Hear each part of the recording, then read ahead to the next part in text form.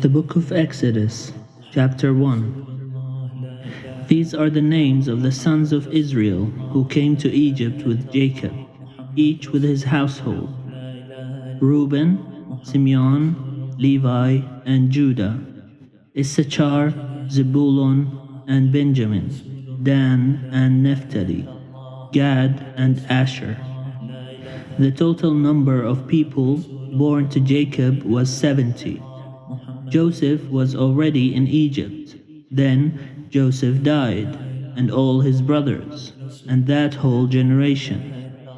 But the Israelites were fruitful and prolific. They multiplied and grew exceedingly strong, so that the land was filled with them. Now a new king arose over Egypt, who did not know Joseph. He said to his people, "Look, the Israelite people are more numerous and more powerful than we. Come, let us deal shrewdly with them, or they will increase and, in the event of war, join our enemies and fight against us and escape from the land." Therefore they set taskmasters over them to oppress them with forced labor. They built supply cities, Pithom and Ramses for Pharaoh. But the more they were oppressed, the more they multiplied and spread, so that the Egyptians came to dread the Israelites. The Egyptians became ruthless in imposing tasks on the Israelites, and made their lives bitter with hard service in mortar and brick and in every kind of field labor. They were ruthless in all the tasks that they imposed on them.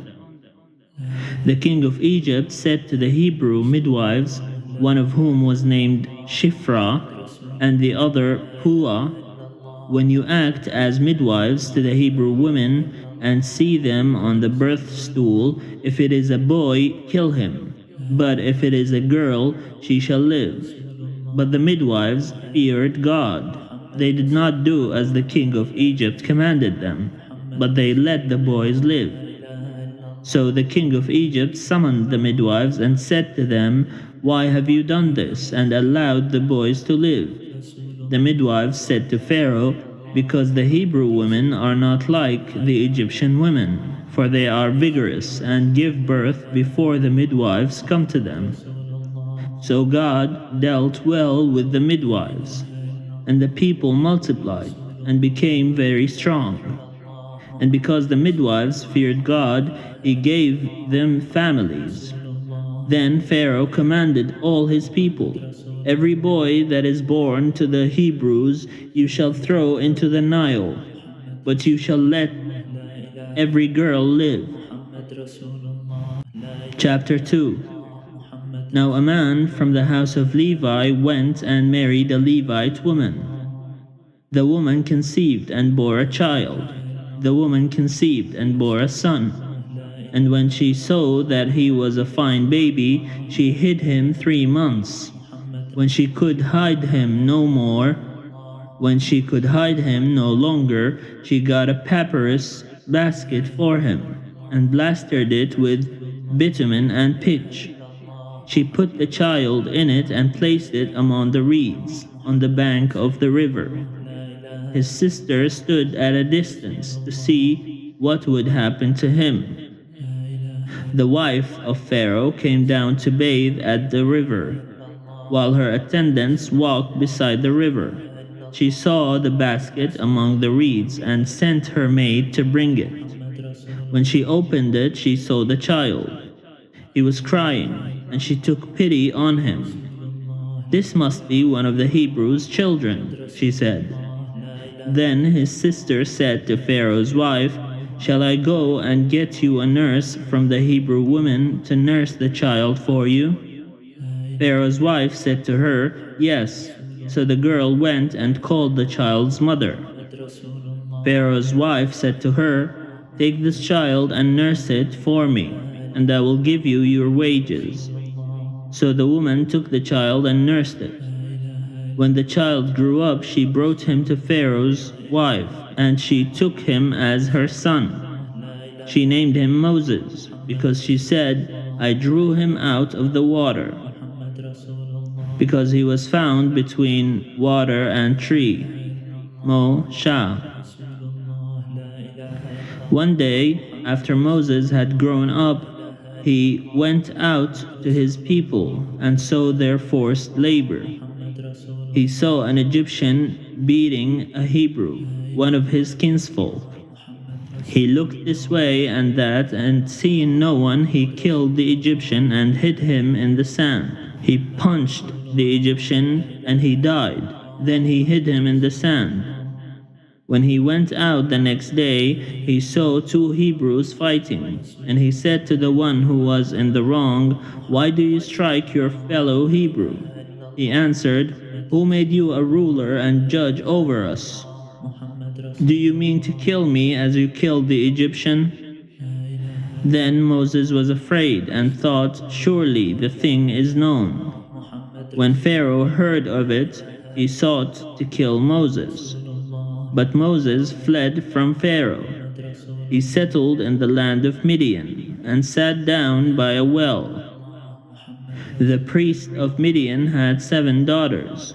They came to draw water and filled the troughs to water their father's flock. But some shepherds came and drove them away. Moses got up and came to their defense and watered their flock. When they returned to their father, Reuel, he said, "How is it that you have come back so soon today?" They said, "An Egyptian helped us against the shepherds. He even drew water for us and watered the flock." He said to his daughters, "Where is he? Why did you leave the man? Invite him to break bread." Moses agreed to stay with the man, and he gave Moses his daughter, Zipporah, in marriage. She bore a son, and he named him Gershom, for he said, "I have been an alien residing in a foreign land." After a long time, the king of Egypt died. The Israelites groaned under their slavery and cried out. Out of the slavery, their cry for help rose up to God. God heard their groaning, and God remembered his covenant with Abraham, Isaac, and Jacob. God looked upon the Israelites, and God took notice of them. Chapter 3. Moses was keeping the flock of his father-in-law Jethro, the priest of Midian. He led his flock beyond the wilderness and came to Horeb, the mountain of God. There the angel of the Lord appeared to him in a flame of fire out of a bush. He looked, and the bush was blazing, yet it was not consumed. Then Moses said, "I must turn aside and look at this great sight and see why the bush is not burned up."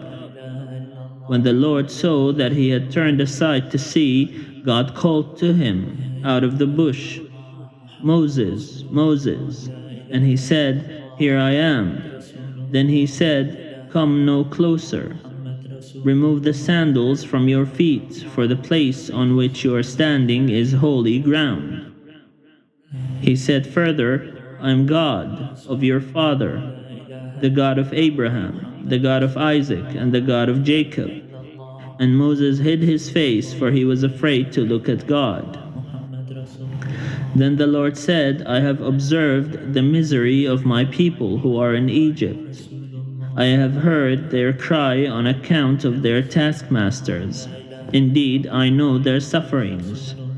And I have come down to deliver them from the Egyptians, and to bring them up out of that land to a good and broad land, a land flowing with milk and honey, to the country of the Canaanites, the Hittites, the Amorites, the Perizzites, the Hivites, and the Jebusites. The cry of the Israelites has now come to me. I have also seen how the Egyptians oppress them.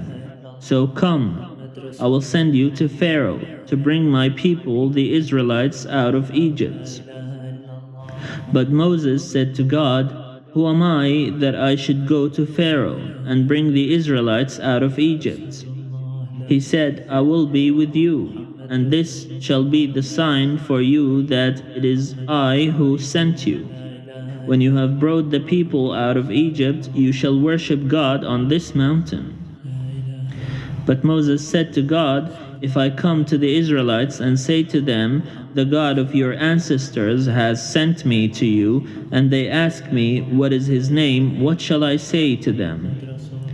God said to Moses, Allah, I am Allah, I am who I am. He said further, thus you shall say to the Israelites, Allah has sent me to you. God also said to Moses, thus you shall say to the Israelites, the Lord, the God of your ancestors, the God of Abraham, the God of Isaac, and the God of Jacob has sent me to you. This is my name forever, and this my title for all generations. Go and assemble the elders of Israel, and say to them, the Lord, the God of your ancestors, the God of Abraham, of Isaac, and of Jacob, has appeared to me, saying, I have given heed to you and to what has been done to you in Egypt. I declare that I will bring you up out of the misery of Egypt to the land of the Canaanites, the Hittites, the Amorites, the Perizzites, the Hivites, and the Jebusites, a land flowing with milk and honey. They will listen to your voice, and you and the elders of Israel shall go to the king of Egypt and say to him, the Lord, the God of the Hebrews, has met with us. Let us now go a 3 days' journey into the wilderness so that we may sacrifice to the Lord our God. I know, however, that the king of Egypt will not let you go unless compelled by a mighty hand. So I will stretch out my hand and strike Egypt with all my wonders that I will perform in it. After that he will let you go. I will bring this people into such favor with the Egyptians that when you go, you will not go empty-handed. Each woman shall ask her neighbor and any woman living in the neighbor's house for jewelry of silver and of gold, and clothing, and you shall put them on your sons and on your daughters. And so you shall plunder the Egyptians.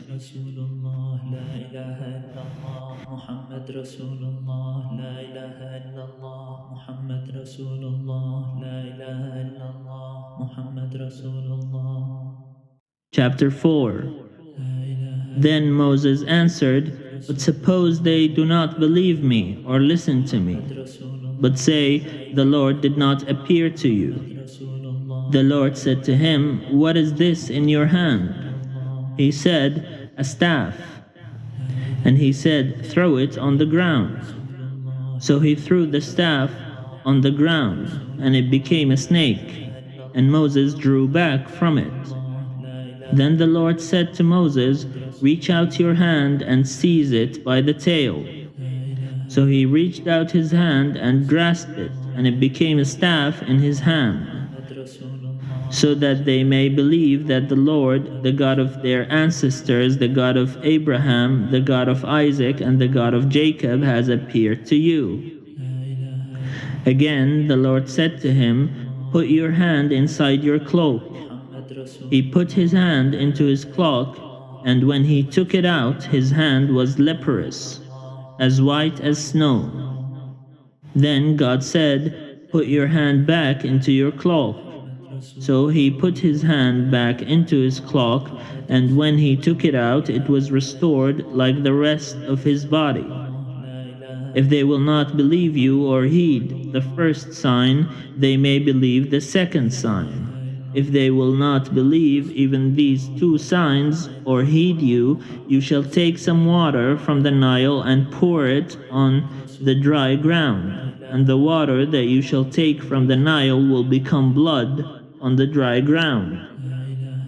But Moses said to the Lord, O my Lord, I have never been eloquent, neither in the past nor even now that you have spoken to your servant. but I am slow of speech and slow of tongue. Then the Lord said to him, Who gives speech to mortals? Who makes them mute or deaf, seeing or blind? Is it not I, the Lord? Now go, and I will be with your mouth and teach you what you are to speak. But he said, O my Lord, please send someone else. Then the anger of the Lord was kindled against Moses, and he said, What of your brother Aaron, the Levite? I know that he can speak fluently. Even now he is coming out to meet you. And when he sees you, his heart will be glad. You shall speak to him and put the words in his mouth, and I will be with your mouth and with his mouth, and will teach you what you shall do. He indeed shall speak for you to the people. He shall serve as a mouth for you. Take in your hand the staff with which you shall perform the signs. Moses went back to his father-in-law, Jethro, and said to him, Please let me go back to my kindred in Egypt and see whether they are still living. And Jethro said to Moses, Go in peace. The Lord said to Moses in Midian, Go back to Egypt, for all those who were seeking your life are dead. So Moses took his wife and his sons, put them on a donkey, and went back to the land of Egypt. And Moses carried the staff of God in his hand. And the Lord said to Moses, When you go back to Egypt, see that you perform before Pharaoh all the wonders that I have put in your power. But I will harden his heart, so that he will not let the people go. Then you shall say to Pharaoh, Thus says the Lord, Israel is my firstborn son. I said to you, Let my people go, that they may worship me. But you refused to let them go. Now I will kill your firstborn sons. But on the way, at a place where they spent the night, the Lord met him and tried to kill him. But Zipporah took a flint and cut off her son's foreskin, and touched Moses' feet with it, and said, Truly you are a bridegroom of blood to me. So he let him alone. It was then, she said, a bridegroom of blood by circumcision. The Lord said to Aaron, Go into the wilderness to meet Moses. So he went, and he met him at the mountain of God, and kissed him. Moses told Aaron all the words of the Lord with which he had sent him, and all the signs with which he had charged him. Then Moses and Aaron went and assembled all the elders of the Israelites. Aaron spoke all the words that the Lord had spoken to Moses, and performed the signs in the sight of the people. The people believed, and when they heard that the Lord had given heed to the Israelites, and that he had seen their misery, they bowed down and worshipped.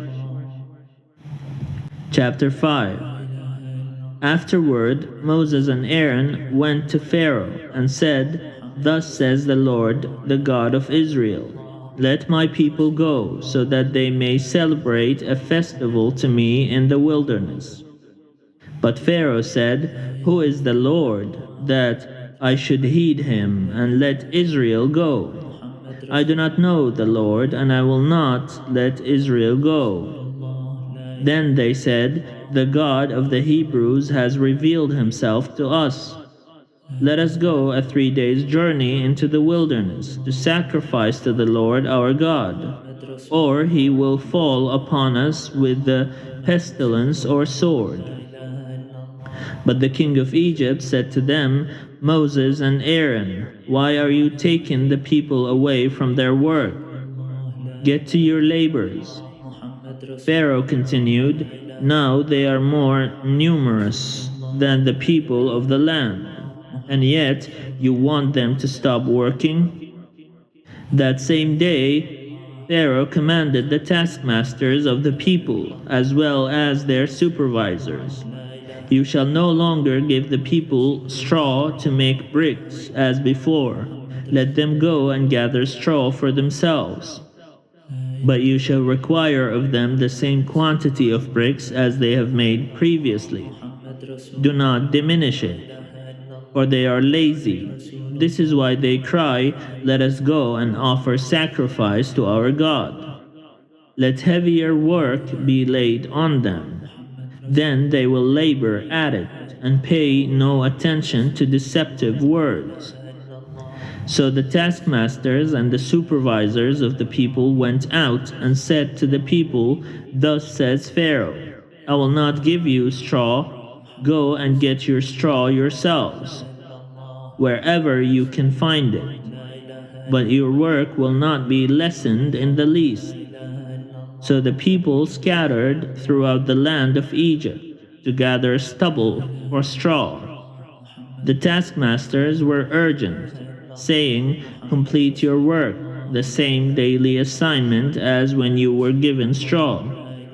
And the supervisors of the Israelites, whom Pharaoh's taskmasters had set over them, were beaten, and were asked, "Why did you not finish the required quantity of bricks yesterday and today as you did before?"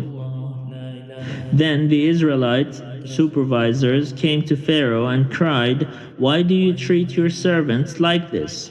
No straw is given to your servants, yet they say to us, 'Make bricks.' Look how your servants are beaten. You are unjust to your own people."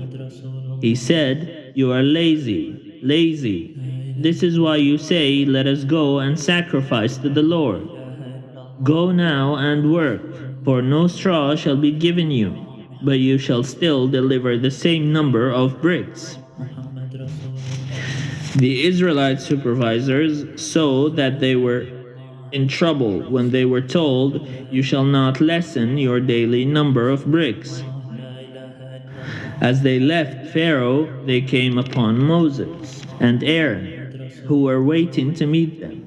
They said to them, "The Lord look upon you and judge. You have brought us into bad odor with Pharaoh and his officials, and have put a sword in their hand to kill us." Then Moses turned again to the Lord and said, "O Lord, why have you mistreated this people? Why did you ever send me? Since I first came to Pharaoh to speak in your name, he has mistreated this people, and you have done nothing at all to deliver your people."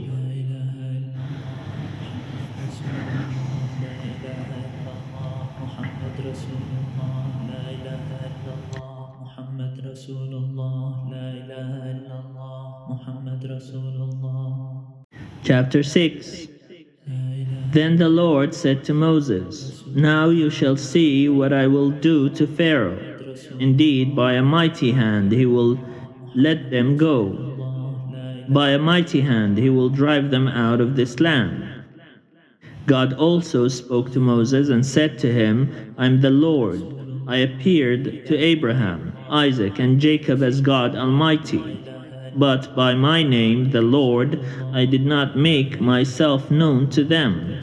I also established my covenant with them, to give them the land of Canaan, the land in which they resided as aliens. I have also heard the groaning of the Israelites, whom the Egyptians are holding as slaves, and I have remembered my covenant. Say therefore to the Israelites, I am the Lord, and I will free you from the burdens of the Egyptians and deliver you from slavery to them. I will redeem you with an outstretched arm and with mighty acts of judgment. I will take you as my people, and I will be your God. You shall know that I am the Lord your God, who has freed you from the burdens of the Egyptians. I will bring you into the land that I swore to give to Abraham, Isaac, and Jacob. I will give it to you for a possession. I am the Lord. Moses told this to the Israelites, but they would not listen to Moses because of their broken spirit and their cruel slavery. Then the Lord spoke to Moses, "Go and tell Pharaoh, king of Egypt, to let the Israelites go out of his land." But Moses spoke to the Lord, "The Israelites have not listened to me. How then shall Pharaoh listen to me, poor speaker that I am?" Thus the Lord spoke to Moses and Aaron, and gave them orders regarding the Israelites and Pharaoh, king of Egypt, charging them to free the Israelites from the land of Egypt. The following are the heads of their ancestral houses: the sons of Reuben, the firstborn of Israel, Hanoch, Pallu, Hezron, and Carmi. These are the families of Reuben. The sons of Simeon, Jimwell, Jamin, Ohad, Jachin, Zohar, and Shaul, the son of a Canaanite woman. These are the families of Simeon. The following are the names of the sons of Levi, according to their genealogy: Gershon, Kohath, and Merari. And the length of Levi's life was 137 years. The sons of Gershon, Libni, and Shimei, by their families. The sons of Kohath, Amram, Izhar, Hebron, and Uzziel. And the length of Kohath's life was 133 years. The sons of Merari, Mahli, and Moshi. These are the families of the Levites according to their genealogy. Amram married Jochebed, his father's sister, and she bore him Aaron and Moses. And the length of Amram's life was 137 years. The sons of Izhar, Korah, Nepheg, and Zitri. The sons of Uzziel, Mishael, Elzaphan, and Sithri. Aaron married Elisheba, daughter of Aminadab, and sister of Nahshon, and she bore him Nadab, Abihu, Eleazar, and Ithamar. The sons of Korah, Asir, Elkanah, and Abiasaph. These are the families of the Korahites. Aaron's son Eleazar married one of the daughters of Putiel, and she bore him Phinehas. These are the heads of the ancestral houses of the Levites by their families. It was this same Aaron and Moses whom the Lord said, "Bring the Israelites out of the land of Egypt, company by company." It was they who spoke to Pharaoh, king of Egypt, to bring the Israelites out of Egypt, the same Moses and Aaron. On the same day, when the Lord spoke to Moses in the land of Egypt, he said to him, "I am the Lord. Tell Pharaoh, king of Egypt, all that I am speaking to you." But Moses said in the Lord's presence, "Since I am a poor speaker, why would Pharaoh listen to me?" Chapter 7. The Lord said to Moses, "You shall speak all that I command you, and your brother Aaron shall tell Pharaoh to let the Israelites go out of his land. But I will harden Pharaoh's heart, and I will multiply my signs and wonders in the land of Egypt. When Pharaoh does not listen to you, I will lay my hand upon Egypt and bring my people, the Israelites, company by company, out of the land of Egypt by great acts of judgment. The Egyptians shall know that I am the Lord, when I stretch out my hand against Egypt and bring the Israelites out from among them." Moses and Aaron did so. They did just as the Lord commanded them. Moses was 80 years old and Aaron 83 when they spoke to Pharaoh. The Lord said to Moses and Aaron, "When Pharaoh says to you, 'Perform a wonder,' Then you shall say to Aaron, take your staff and throw it down before Pharaoh, and it will become a snake. So Moses and Aaron went to Pharaoh and did as the Lord had commanded. Aaron threw down his staff before Pharaoh and his officials, and it became a snake. Then Pharaoh summoned the wise men and the sorcerers, and they also, the magicians of Egypt, did the same by their secret arts. Each one threw down his staff, and they became snakes, but Aaron's staff swallowed up theirs. Still, Pharaoh's heart was hardened, and he would not listen to them, as the Lord had said. Then the Lord said to Moses, Pharaoh's heart is hardened. He refuses to let the people go. Go to Pharaoh in the morning, as he is going out to the water. Stand by at the river bank to meet him, and take in your hand the staff that was turned into a snake. Say to him, the Lord, the God of the Hebrews, sent me to you to say, let my people go so that they may worship me in the wilderness. But until now you have not listened. Thus says the Lord, by this you shall know that I am the Lord. See, with the staff that is in my hand I will strike the water that is in the Nile, and it shall be turned to blood. The fish in the river shall die, the river itself shall stink, and the Egyptians shall be unable to drink water from the Nile. The Lord said to Moses, say to Aaron, take your staff and stretch out your hand over the waters of Egypt, over its rivers, its canals, and its ponds, and all its pools of water, so that they may become blood.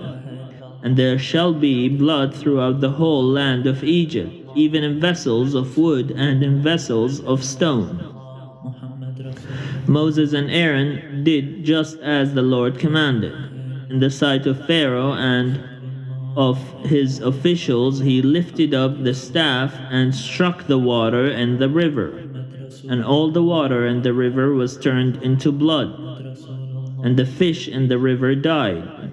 The river stank, so that the Egyptians could not drink its water, and there was blood throughout the whole land of Egypt. But the magicians of Egypt did the same by their secret arts, so Pharaoh's heart remained hardened, and he would not listen to them, as the Lord had said. Pharaoh turned and went into his house, and he did not take even this to heart, and all the Egyptians had to dig along the Nile for water to drink, for they could not drink the water of the river. 7 days passed after the Lord had struck the Nile.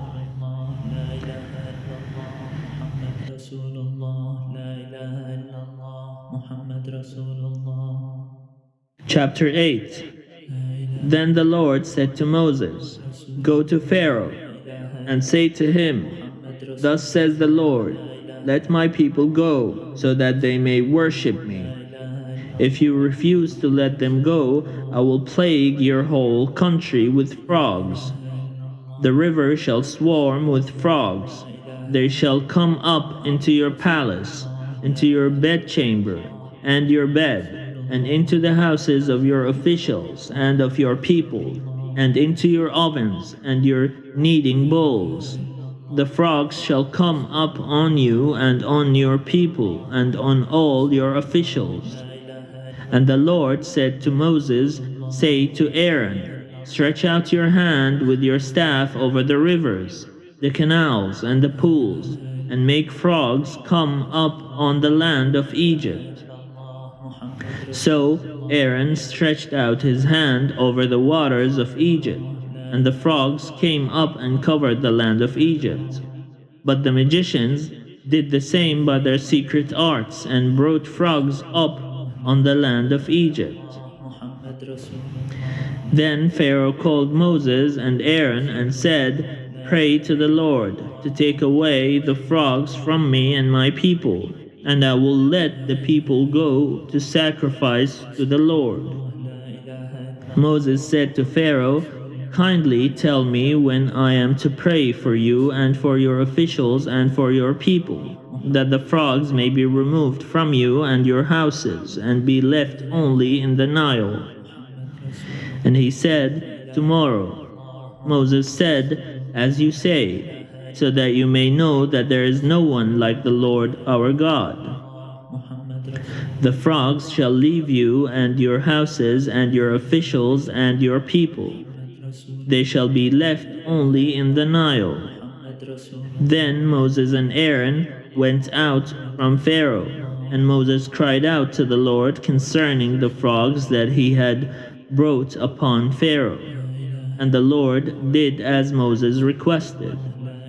The frogs died in the houses, the courtyards, and the fields, and they gathered them together in heaps, and the land stank. But when Pharaoh saw that there was a respite, he hardened his heart and would not listen to them, just as the Lord had said. Then the Lord said to Moses, "Say to Aaron, stretch out your staff and strike the dust of the earth, so that it may become gnats throughout the whole land of Egypt." And they did so. Aaron stretched out his hand with his staff and struck the dust of the earth, and gnats came on humans and animals alike. All the dust of the earth turned into gnats throughout the whole land of Egypt. The magicians tried to produce gnats by their secret arts, but they could not. There were gnats on both humans and animals. And the magicians said to Pharaoh, "This is the finger of God." But Pharaoh's heart was hardened, and he would not listen to them, just as the Lord had said. Then the Lord said to Moses, "Rise early in the morning, and present yourself before Pharaoh, as he goes out to the water, and say to him, 'Thus says the Lord, let my people go so that they may worship me. For if you will not let my people go, I will send swarms of flies on you, your officials and your people, and into your houses, and the houses of the Egyptians shall be filled with swarms of flies. So also the land where they live.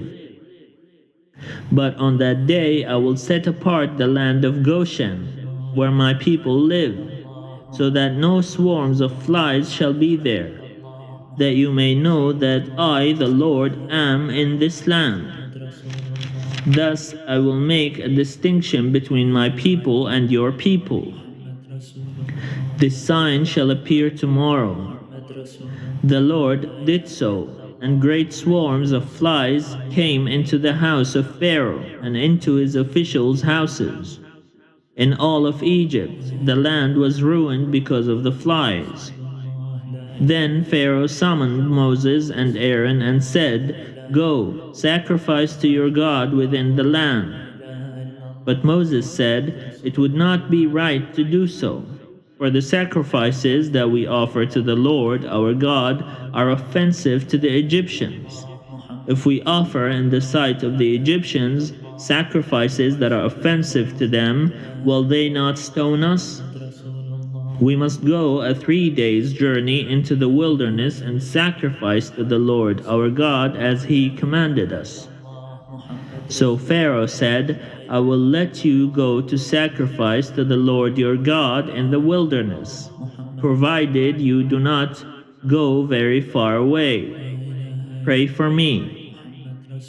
Then Moses said, "As soon as I leave you, I will pray to the Lord that the swarms of flies may depart tomorrow from Pharaoh, from his officials and from his people.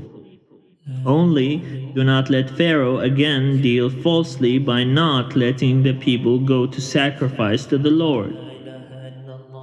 So Moses went out from Pharaoh and prayed to the Lord, and the Lord did as Moses asked. He removed the swarms of flies from Pharaoh, from his officials, and from his people. Not one remained. But Pharaoh hardened his heart this time also, and would not let the people go.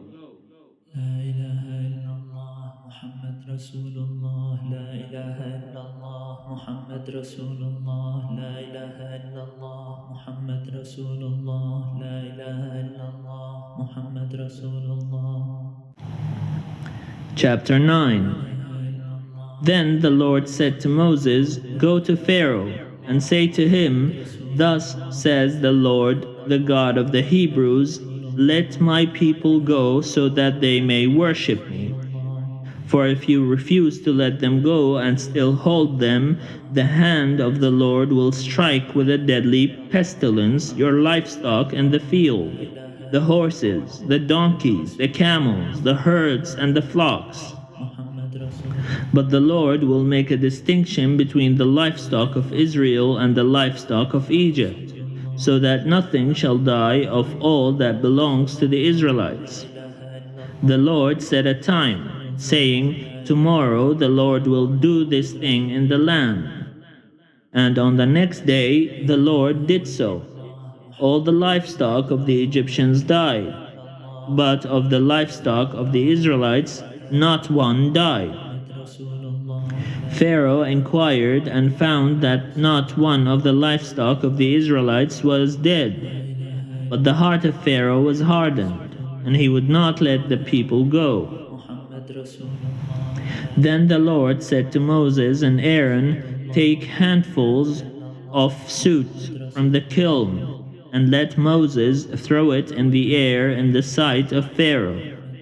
It shall become fine dust all over the land of Egypt, and shall cause festering boils on humans and animals throughout the whole land of Egypt.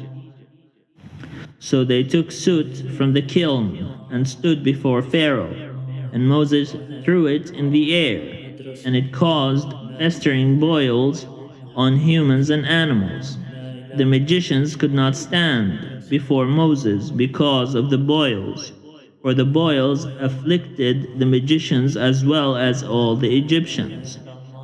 But the Lord hardened the heart of Pharaoh, and he would not listen to them, just as the Lord had spoken to Moses. Then the Lord said to Moses, Rise up early in the morning and present yourself before Pharaoh, and say to him, Thus says the Lord, the God of the Hebrews, Let my people go so that they may worship me. For this time I will send all my plagues upon you yourself, and upon your officials, and upon your people, so that you may know that there is no one like me in all the earth. For by now I could have stretched out my hand and struck you and your people with pestilence, and you would have been cut off from the earth. But this is why I have let you live, to show you my power, and to make my name resound throughout all the earth. You are still exalting yourself against my people, and will not let them go. Tomorrow at this time I will cause the heaviest hail to fall that has ever fallen in Egypt from the day it was founded until now. Send, therefore, and have your livestock and everything that you have in the open field brought to a secure place. Every human or animal that is in the open field and is not brought under shelter will die when the hail comes down upon them. Those officials of Pharaoh who feared the word of the Lord hurried their slaves and livestock off to a secure place. Those who did not regard the word of the Lord left their slaves and livestock in the open field. The Lord said to Moses, Stretch out your hand toward heaven, so that hail may fall on the whole land of Egypt, on humans and animals and all the plants of the field in the land of Egypt. Then Moses stretched out his staff toward heaven, and the Lord sent thunder and hail, and fire came down on the earth. And the Lord rained hail on the land of Egypt. There was hail, with fire flashing continually in the midst of it, such heavy hail as had never fallen in the land of Egypt since it became a nation. The hail struck down everything that was in the open field throughout all the land of Egypt, both human and animal. The hail also struck down all the plants of the field and shattered every tree in the field. Only in the land of Goshen, where the Israelites were, there was no hail. Then Pharaoh summoned Moses and Aaron and said to them, "This time I have sinned. The Lord is in the right, and I and my people are in the wrong. Pray to the Lord. Enough of God's thunder and hail. I will let you go. You need stay no longer." Moses said to him, "As soon as I have gone out of the city, I will stretch out my hands to the Lord. The thunder will cease, and there will be no more hail, so that you may know that the earth is the Lord's. But as for you and your officials, I know that you do not yet fear the Lord God." Now the flax and the barley were ruined, for the barley was in the ear, and the flax was in bud. But the wheat and the spelt were not ruined, for they are late in coming up. So Moses left Pharaoh, went out of the city, and stretched out his hands to the Lord. Then the thunder and the hail ceased, and the rain no longer poured down on the earth. But when Pharaoh saw that the rain and the hail and the thunder had ceased, he sinned once more and hardened his heart, he and his officials. So the heart of Pharaoh was hardened, and he would not let the Israelites go, just as the Lord had spoken through Moses.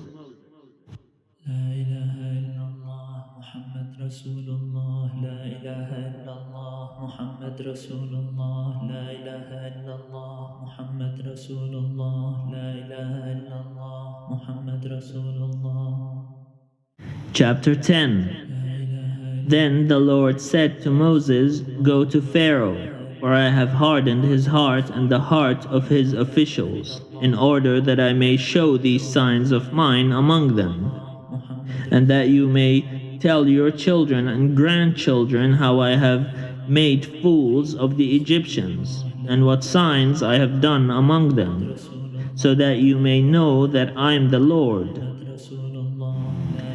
So Moses and Aaron went to Pharaoh and said to him, "Thus says the Lord, the God of the Hebrews, how long will you refuse to humble yourself before me? Let my people go so that they may worship me. For if you refuse to let my people go, tomorrow I will bring locusts into your country. They shall cover the surface of the land, so that no one will be able to see the land. They shall devour the last remnant left you after the hail, and they shall devour every tree of yours that grows in the field. They shall fill your houses and the houses of all your officials and of all the Egyptians, something that neither your parents nor your grandparents have seen, from the day they came on earth to this day." Then he turned and went out from Pharaoh. Pharaoh's officials said to him, "How long shall this fellow be a snare to us? Let the people go so that they may worship the Lord their God. Do you not yet understand that Egypt is ruined?" So Moses and Aaron were brought back to Pharaoh, and he said to them, "Go, worship the Lord your God, but which ones are to go?" Moses said, "We will go with our young and our old. We will go with our sons and daughters and with our flocks and herds, because we have the Lord's festival to celebrate." He said to them, "The Lord indeed will be with you. If ever I let your little ones go with you, plainly you have some evil purpose in mind. No, never. Your men may go and worship the Lord, for that is what you are asking." And they were driven out from Pharaoh's presence. Then the Lord said to Moses, "Stretch out your hand over the land of Egypt, so that the locusts may come upon it and eat every plant in the land, all that the hail has left." So Moses stretched out his staff over the land of Egypt, and the Lord brought an east wind upon the land all that day and all that night. When morning came, the east wind had brought the locusts. The locusts came upon all the land of Egypt, and settled on the whole country of Egypt. Such a dense swarm of locusts as had never been before, nor ever shall be again. They covered the surface of the whole land, so that the land was black. And they ate all the plants in the land, and all the fruits of the trees that the hail had left. Nothing green was left, no tree, no plant in the field, in all the land of Egypt. Pharaoh hurriedly summoned Moses and Aaron and said, "I have sinned against the Lord your God and against you. Do forgive my sin, just this once, and pray to the Lord your God that at least he remove this deadly thing from me." So he went out from Pharaoh and prayed to the Lord. The Lord changed the wind into a very strong west wind, which lifted the locusts and drove them into the Red Sea. Not a single locust was left in all the country of Egypt. But the Lord hardened Pharaoh's heart, and he would not let the Israelites go. Then the Lord said to Moses, "Stretch out your hand toward heaven, so that there may be darkness over the land of Egypt, a darkness that can be felt." So Moses stretched out his hand toward heaven, and there was dense darkness in all the land of Egypt for 3 days. People could not see one another, and for 3 days they could not move from where they were. But all the Israelites had light where they lived. Then Pharaoh summoned Moses and said, "Go, worship the Lord. Only your flocks and herds shall remain behind. Even your children may go with you." But Moses said, "You must also let us have sacrifices and burnt offerings to sacrifice to the Lord our God. Our livestock also must go with us. Not a hoof shall be left behind, for we must choose some of them for the worship of the Lord our God, and we will not know what to use to worship the Lord until we arrive there."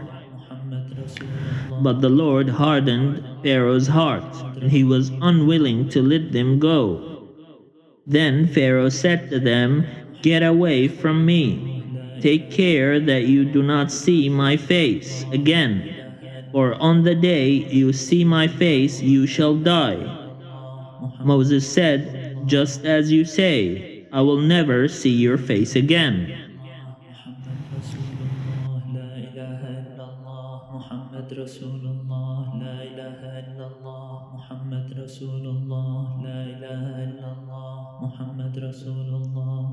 Chapter 11. The Lord said to Moses, "I will bring one more plague upon Pharaoh and upon Egypt. Afterwards he will let you go from here. Indeed, when he lets you go, he will drive you away. Tell the people that every man is to ask his neighbor, and every woman is to ask her neighbor for objects of silver and gold."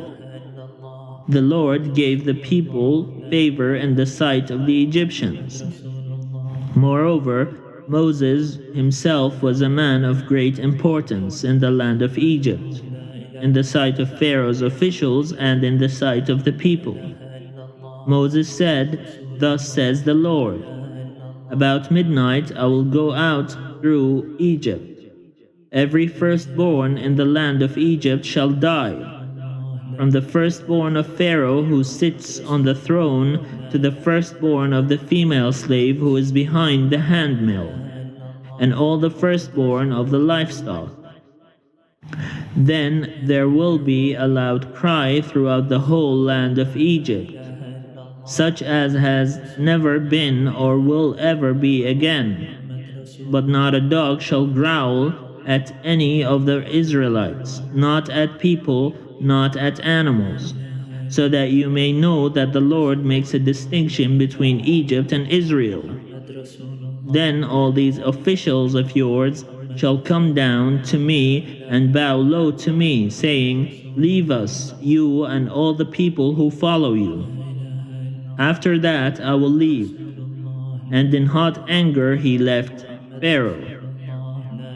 The Lord said to Moses, "Pharaoh will not listen to you, in order that my wonders may be multiplied in the land of Egypt." Moses and Aaron performed all these wonders before Pharaoh, but the Lord hardened Pharaoh's heart, and he did not let the people of Israel go out of his land. Chapter 12. The Lord said to Moses and Aaron in the land of Egypt, "This month shall mark for you the beginning of months. It shall be the first month of the year for you. Tell the whole congregation of Israel that on the 10th of this month they are to take a lamb for each family, a lamb for each household. If a household is too small for a whole lamb, it shall join its closest neighbor in obtaining one. The lamb shall be divided in proportion to the number of people who eat of it. Your lamb shall be without blemish, a year-old male. You may take it from the sheep or from the goats. You shall keep it until the 14th day of this month. Then the whole assembled congregation of Israel shall slaughter it at twilight. They shall take some of the blood and put it on the 2 doorposts and the lintel of the houses in which they eat it. They shall eat the lamb the same night. They shall eat it roasted over the fire with unleavened bread and bitter herbs.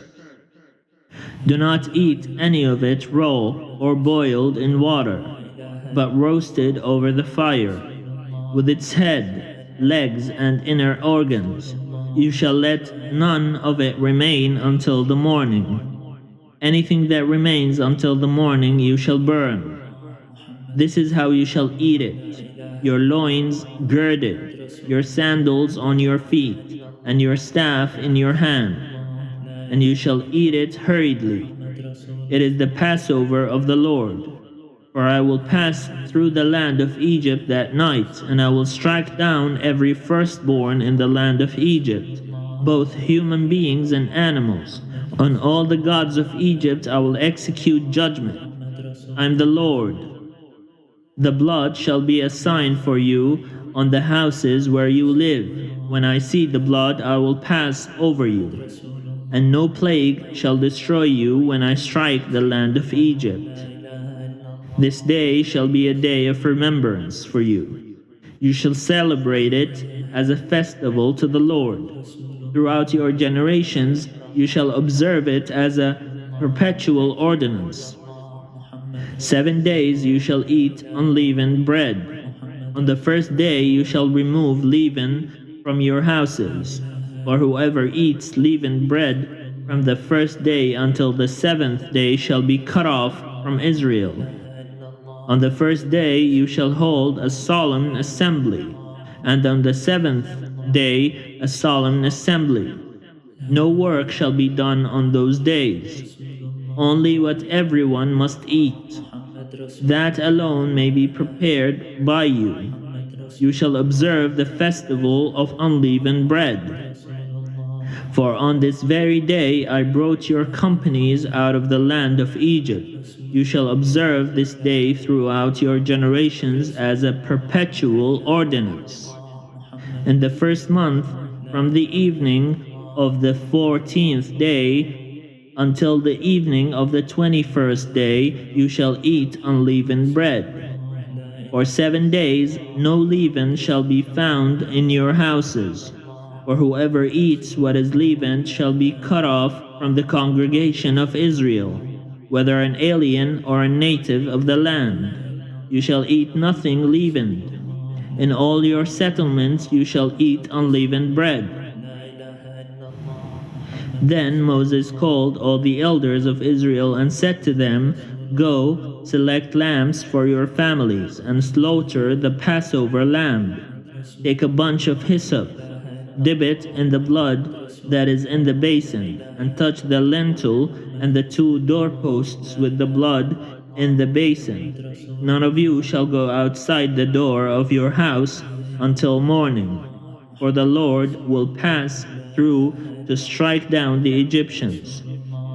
When he sees the blood on the lintel and on the 2 doorposts, the Lord will pass over that door and will not allow the destroyer to enter your houses to strike you down. You shall observe this rite as a perpetual ordinance for you and your children. When you come to the land that the Lord will give you as he has promised, you shall keep this observance. And when your children ask you, What do you mean by this observance? You shall say, It is the Passover sacrifice to the Lord. For he passed over the houses of the Israelites in Egypt, when he struck down the Egyptians but spared our houses. And the people bowed down and worshipped. The Israelites went and did just as the Lord had commanded Moses and Aaron. At midnight the Lord struck down all the firstborn in the land of Egypt, from the firstborn of Pharaoh who sat on his throne to the firstborn of the prisoner who was in the dungeon, and all the firstborn of the livestock. Pharaoh arose in the night, he and all his officials and all the Egyptians, and there was a loud cry in Egypt, for there was not a house without someone dead. Then he summoned Moses and Aaron in the night and said, Rise up, go away from my people, both you and the Israelites. Go, worship the Lord, as you said. Take your flocks and your herds, as you said, and be gone, and bring a blessing on me too. The Egyptians urged the people to hasten their departure from the land, for they said, We shall all be dead. So the people took their dough before it was leavened, with their kneading bowls wrapped up in their cloaks on their shoulders. The Israelites had done as Moses told them. They had asked the Egyptians for jewelry of silver and gold, and for clothing, and the Lord had given the people favor in the sight of the Egyptians, so that they let them have what they asked. And so they plundered the Egyptians. The Israelites journeyed from Ramesses to Succoth, about 600,000 men on foot, besides children. A mixed crowd also went up with them, and livestock in great numbers, both flocks and herds. They baked unleavened cakes of the dough that they had brought out of Egypt. It was not leavened, because they were driven out of Egypt and could not wait, nor had they prepared any provisions for themselves. The time that the Israelites had lived in Egypt was 430 years. At the end of 430 years, on that very day, all the companies of the Lord went out from the land of Egypt. That was for the Lord a night of vigil, to bring them out of the land of Egypt. That same night is a vigil to be kept for the Lord by all the Israelites throughout their generations. The Lord said to Moses and Aaron, This is the ordinance for the Passover. No foreigner shall eat of it, but any slave who has been purchased may eat of it after he has been circumcised. No bound or hired servant may eat of it. It shall be eaten in one house. You shall not take any of the animal outside the house, and you shall not break any of its bones. The whole congregation of Israel shall celebrate it. If an alien who resides with you wants to celebrate the Passover to the Lord, all his males shall be circumcised. Then he may draw near to celebrate it. He shall be regarded as a native of the land, but no uncircumcised person shall eat of it. There shall be one law for the native and for the alien who resides among you. All the Israelites did just as the Lord had commanded Moses and Aaron. That very day the Lord brought the Israelites out of the land of Egypt, company by company.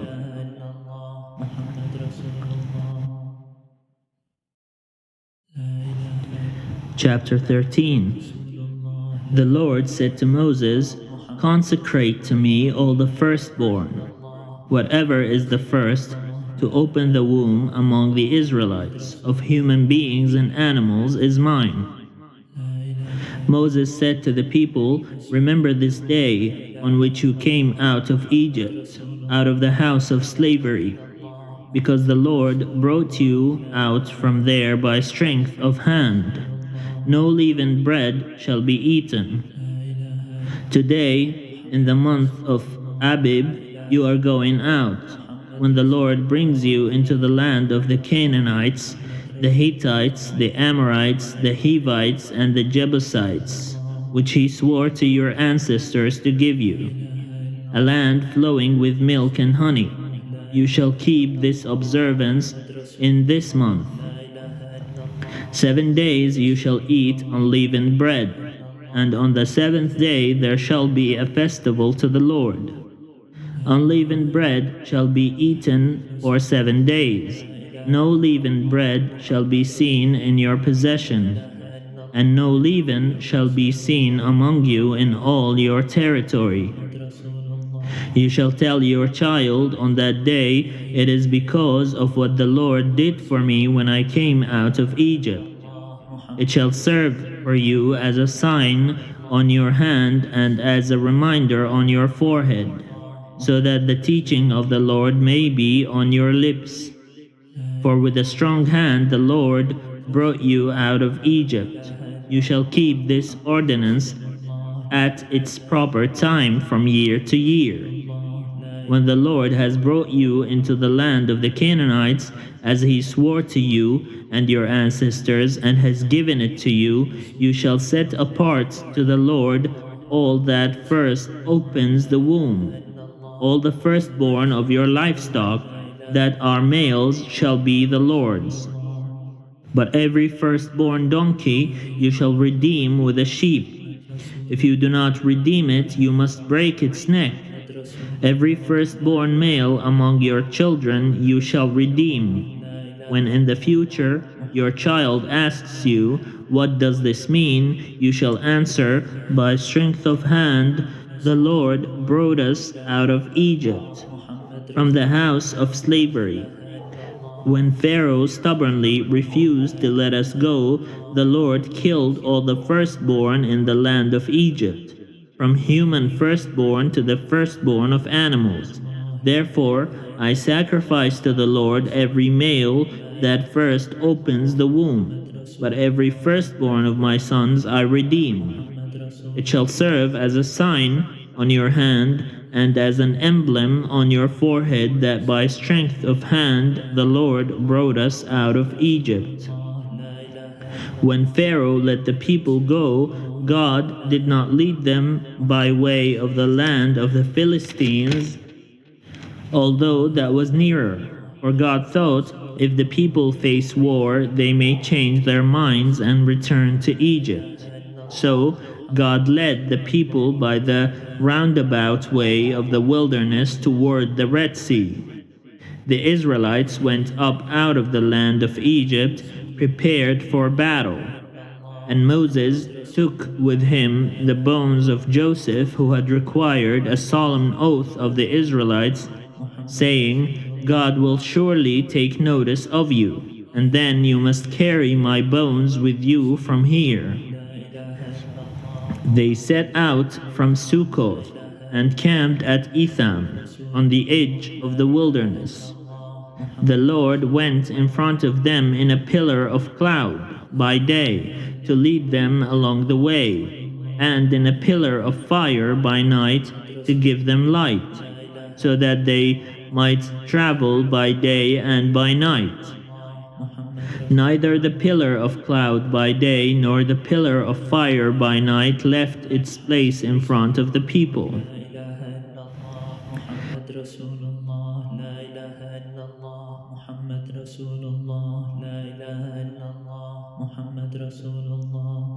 Chapter 14. Then the Lord said to Moses, "Tell the Israelites to turn back and camp in front of Pi Hahiroth, between Migdol and the sea, in front of Baal Zephon. You shall camp opposite it by the sea. Pharaoh will say of the Israelites, 'They are wandering aimlessly in the land. The wilderness has closed in on them. I will harden Pharaoh's heart, and he will pursue them, so that I will gain glory for myself over Pharaoh and all his army. And the Egyptians shall know that I am the Lord,' and they did so. When the king of Egypt was told that the people had fled, the minds of Pharaoh and his officials were changed toward the people, and they said, 'What have we done, letting Israel leave our service?' So he had his chariot made ready and took his army with him. He took 600 picked chariots and all the other chariots of Egypt, with officers over all of them. The Lord hardened the heart of Pharaoh, king of Egypt, and he pursued the Israelites, who were going out boldly. The Egyptians pursued them, all Pharaoh's horses and chariots, his chariot drivers and his army. They overtook them, camped by the sea, by Pi Hahiroth, in front of Baal Zephon. As Pharaoh drew near, the Israelites looked back, and there were the Egyptians, advancing on them. In great fear, the Israelites cried out to the Lord. They said to Moses, "Was it because there were no graves in Egypt that you have taken us away to die in the wilderness? What have you done to us, bringing us out of Egypt? Is this not the very thing we told you in Egypt? Let us alone and let us serve the Egyptians. For it would have been better for us to serve the Egyptians than to die in the wilderness." But Moses said to the people, "Do not be afraid. Stand firm and see the deliverance that the Lord will accomplish for you today. For the Egyptians whom you see today you shall never see again. The Lord will fight for you, and you have only to keep still." Then the Lord said to Moses, "Why do you cry out to me? Tell the Israelites to go forward. But you lift up your staff and stretch out your hand over the sea and divide it, that the Israelites may go into the sea on dry ground. Then I will harden the hearts of the Egyptians so that they will go in after them. And so I will gain glory for myself over Pharaoh and all his army, his chariots and his chariot drivers. And the Egyptians shall know that I am the Lord, when I have gained glory for myself over Pharaoh, his chariots and his chariot drivers." The angel of God, who was going before the Israelite army, moved and went behind them, and the pillar of cloud moved from in front of them and took its place behind them. It came between the army of Egypt and the army of Israel, and so the cloud was there with the darkness, and it lit up the night. One did not come near the other all night. Then Moses stretched out his hand over the sea. The Lord drove the sea back by a strong east wind all night, and turned the sea into dry land, and the waters were divided. The Israelites went into the sea on dry ground, the waters forming a wall for them on their right and on their left. The Egyptians pursued and went into the sea after them. all of Pharaoh's horses, chariots, and chariot drivers. At the morning watch, the Lord in the pillar of fire and cloud looked down upon the Egyptian army and threw the Egyptian army into panic. He clogged their chariot wheels so that they turned with difficulty. The Egyptians said, "Let us flee from the Israelites, for the Lord is fighting for them against Egypt." Then the Lord said to Moses, "Stretch out your hand over the sea, so that the water may come back upon the Egyptians, upon their chariots and chariot drivers." So Moses stretched out his hand over the sea, and at dawn the sea returned to its normal depth. As the Egyptians fled before it, the Lord tossed the Egyptians into the sea. The waters returned and covered the chariots and the chariot drivers, the entire army of Pharaoh that had followed them into the sea. Not one of them remained, but the Israelites walked on dry ground through the sea, the waters forming a wall for them on their right and on their left. Thus the Lord saved Israel that day from the Egyptians, and Israel saw the Egyptians dead on the seashore. Israel saw the great work that the Lord did against the Egyptians. So the people feared the Lord and believed in the Lord and in his servant Moses.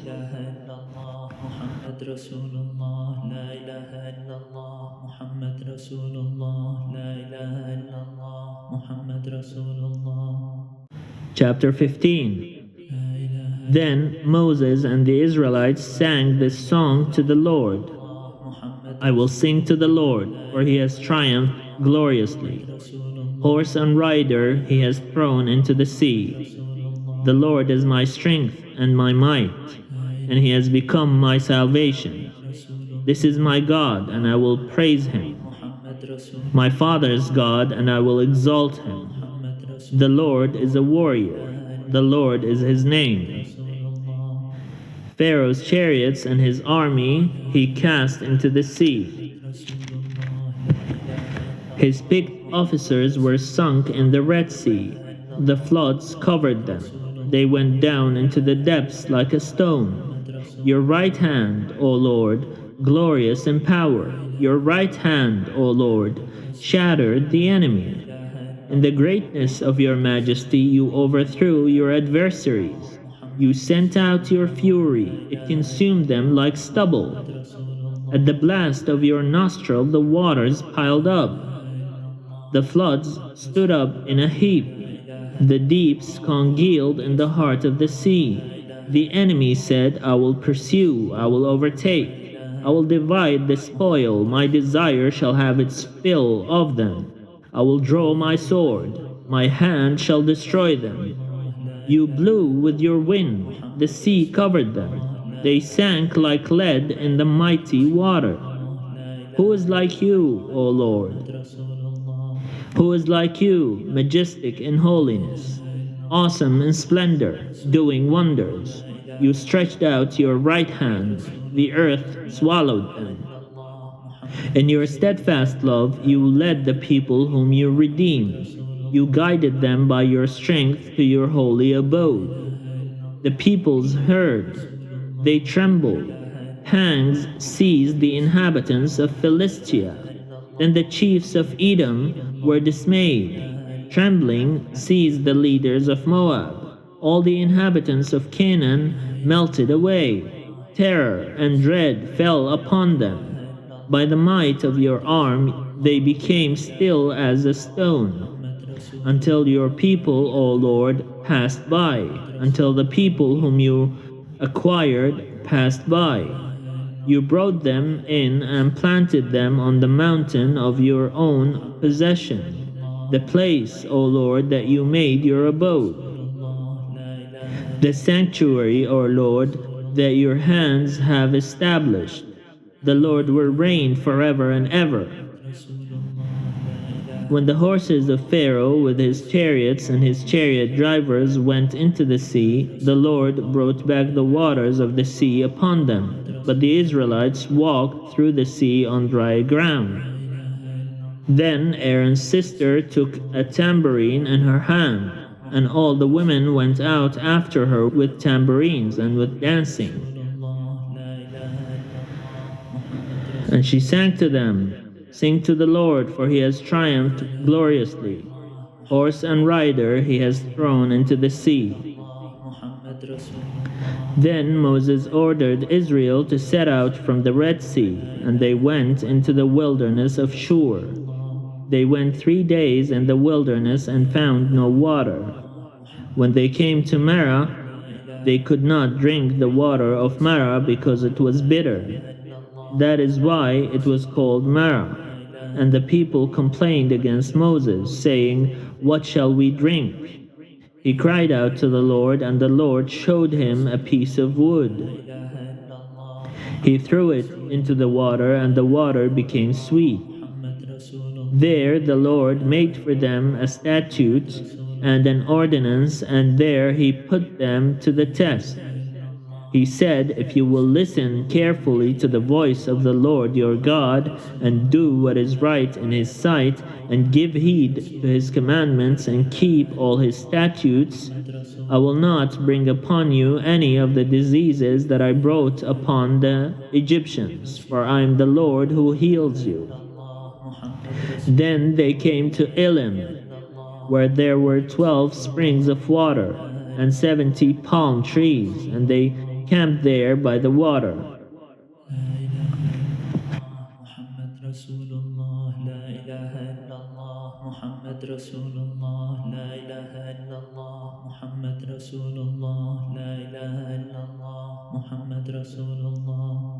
Chapter 16. The whole congregation of the Israelites set out from Elim, and Israel came to the wilderness of Sin, which is between Elim and Sinai, on the 15th day of the 2nd month after they had departed from the land of Egypt. The whole congregation of the Israelites complained against Moses and Aaron in the wilderness. The Israelites said to them, "If only we had died by the hand of the Lord in the land of Egypt, when we sat by the flesh pots and ate our fill of bread. For you have brought us out into this wilderness to kill this whole assembly with hunger." Then the Lord said to Moses, "I'm going to rain bread from heaven for you, and each day the people shall go out and gather enough for that day. In that way I will test them, whether they will follow my instruction or not. On the 6th day, when they prepare what they bring in, it will be twice as much as they gather on other days." So Moses and Aaron said to all the Israelites, "In the evening you shall know that it was the Lord who brought you out of the land of Egypt, and in the morning you shall see the glory of the Lord, because he has heard your complaining against the Lord. For what are we, that you complain against us?" And Moses said, "When the Lord gives you meat to eat in the evening and your fill of bread in the morning, because the Lord has heard the complaining that you utter against him, what are we? Your complaining is not against us, but against the Lord." Then Moses said to Aaron, "Say to the whole congregation of the Israelites, 'Draw near to the Lord, for he has heard your complaining.'"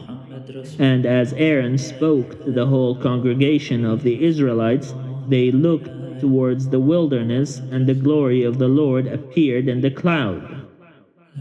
The Lord spoke to Moses and said, "I have heard the complaining of the Israelites. Say to them, 'At twilight you shall eat meat, and in the morning you shall have your fill of bread.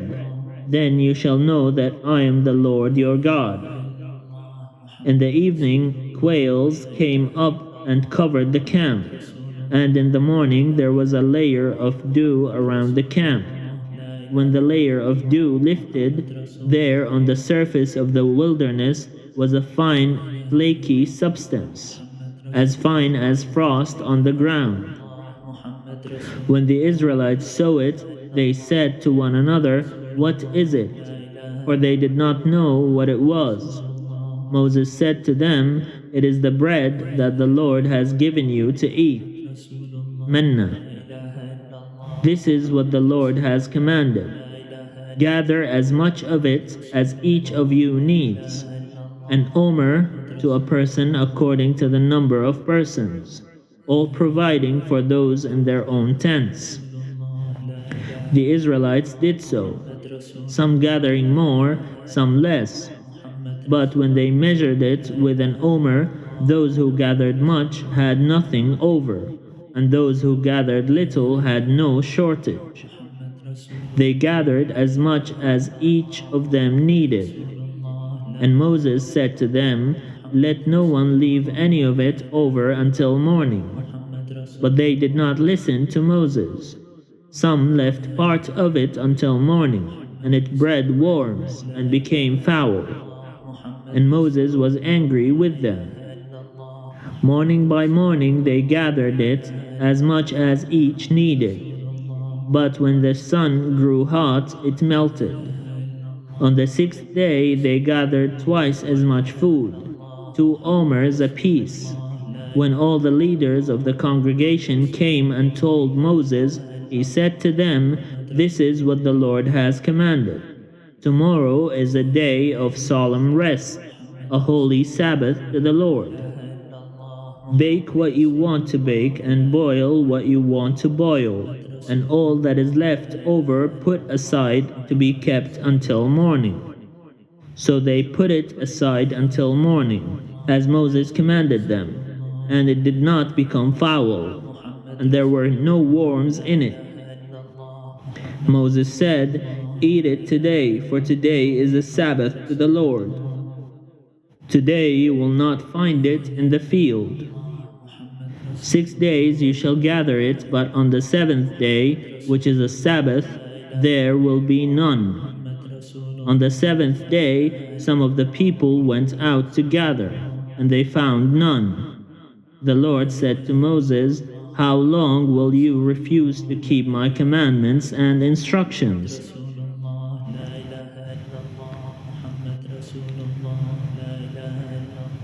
See, the Lord has given you the Sabbath. Therefore, on the 6th day, he gives you food for 2 days. Each of you stay where you are.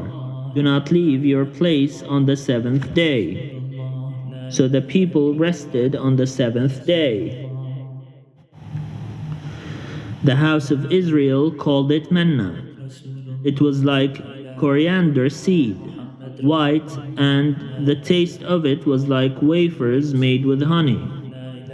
Moses said, "This is what the Lord has commanded. Let an omer of it be kept throughout your generations, in order that they may see the food with which I fed you in the wilderness, when I brought you out of the land of Egypt." And Moses said to Aaron, "Take a jar, and put an omer of manna in it, and place it before the Lord, to be kept throughout your generations." As the Lord commanded Moses, so Aaron placed it before the covenant, for safekeeping. The Israelites ate manna 40 years, until they came to a habitable land. They ate manna until they came to the border of the land of Canaan. An omer is 1/10 of an ephah. Chapter 17. From the wilderness of Sin, the whole congregation of the Israelites journeyed by stages. As the Lord commanded, they camped at Rephidim, but there was no water for the people to drink. The people quarreled with Moses and said, "Give us water to drink." Moses said to them, "Why do you quarrel with me? Why do you test the Lord?" But the people thirsted there for water, and the people complained against Moses and said, "Why did you bring us out of Egypt to kill us and our children and livestock with thirst?" So Moses cried out to the Lord, "What shall I do with this people? They are almost ready to stone me." The Lord said to Moses, "Go on ahead of the people and take some of the elders of Israel with you. Take in your hand the staff with which you struck the Nile, and go. I will be standing there in front of you on the rock at Horeb. Strike the rock, and water will come out of it, so that the people may drink." Moses did so in the sight of the elders of Israel. He called the place Massah and Meribah, because the Israelites quarreled and tested the Lord, saying, "Is the Lord among us or not?" Then Amalek came and fought with Israel at Rephidim. Moses said to Joshua, "Choose some men for us and go out, fight with Amalek. Tomorrow I will stand on the top of the hill with the staff of God in my hand." So Joshua did as Moses told him, and fought with Amalek, while Moses, Aaron, and Hur went up to the top of the hill. Whenever Moses held up his hand, Israel prevailed, and whenever he lowered his hand, Amalek prevailed. When Moses' hands grew weary, so they took a stone and put it under him, and he sat on it. Aaron and Hur held up his hands, one on one side and the other on the other side. So his hands were steady until the sun set. And Joshua defeated Amalek and his people with the sword. Then the Lord said to Moses, "Write this as a reminder in a book and recite it in the hearing of Joshua. I will utterly blot out the remembrance of Amalek from under heaven." And Moses built an altar and called it, "The Lord is my banner."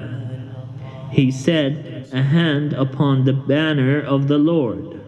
The Lord will have war with Amalek from generation to generation."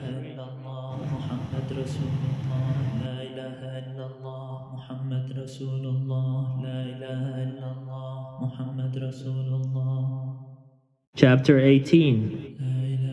Jethro, the priest of Midian, Moses' father-in-law, heard of all that God had done for Moses and for his people Israel, how the Lord had brought Israel out of Egypt. After Moses had sent away his wife Zipporah, his father-in-law Jethro took her back, along with her 2 sons. The name of the one was Gershom, for he said, "I have been an alien in a foreign land." And the name of the other, Eleazar, for he said, "The God of my father was my help, and delivered me from the sword of Pharaoh." Jethro, Moses' father-in-law, came into the wilderness, where Moses was encamped at the mountain of God, bringing Moses' sons and wife to him. He sent word to Moses, "I, your father-in-law Jethro, am coming to you, with your wife and her 2 sons." Moses went out to meet his father-in-law. He bowed down and kissed him. Each asked after the other's welfare, and they went into the tent. Then Moses told his father-in-law all that the Lord had done to Pharaoh and to the Egyptians for Israel's sake, all the hardship that had beset them on the way, and how the Lord had delivered them. Jethro rejoiced for all the good that the Lord had done to Israel in delivering them from the Egyptians. Jethro said, "Blessed be the Lord who has delivered you from the Egyptians and from Pharaoh. Now I know that the Lord is greatest, because he delivered the people from the Egyptians when they dealt arrogantly with them." And Jethro, Moses' father-in-law, brought a burnt offering and sacrifices to God. And Aaron came with all the elders of Israel to eat bread with Moses' father-in-law in the presence of God. The next day Moses sat as judge for the people, while the people stood around him from morning until evening. When Moses' father-in-law saw all that he was doing for the people, he said, "What is this that you are doing for the people? Why do you sit alone, while all people stand around you from morning until evening?" Moses said to his father-in-law, "Because the people come to me to inquire of God. When they have a dispute, they come to me, and I decide between one person and another, and I make known to them the statutes and instructions of God." Moses' father-in-law said to him, "What you are doing is not good. You will surely wear yourself out, both you and these people with you, for the task is too heavy for you. You cannot do it alone. Now listen to me. I will give you counsel, and God be with you. You should represent the people before God, and you should bring their cases before God. Teach them the statutes and instructions, and make known to them the way they are to go and the things they are to do. You should also look for able men among all the people, men who fear God, are trustworthy, and hate dishonest gain. Set such men over them as officers over thousands, hundreds, fifties, and tens. Let them sit as judges for the people at all times. Let them bring every important case to you, but decide every minor case themselves. So it will be easier for you, and they will bear the burden with you. If you do this, and God so commands you, then you will be able to endure, and all these people will go to their home in peace." So Moses listened to his father-in-law and did all that he had said. Moses chose able men from all Israel and appointed them as heads over the people, as officers over thousands, hundreds, fifties, and tens, and they judged the people at all times. Hard cases they brought to Moses, but any minor case they decided themselves. Then Moses let his father-in-law depart, and he went off to his own country.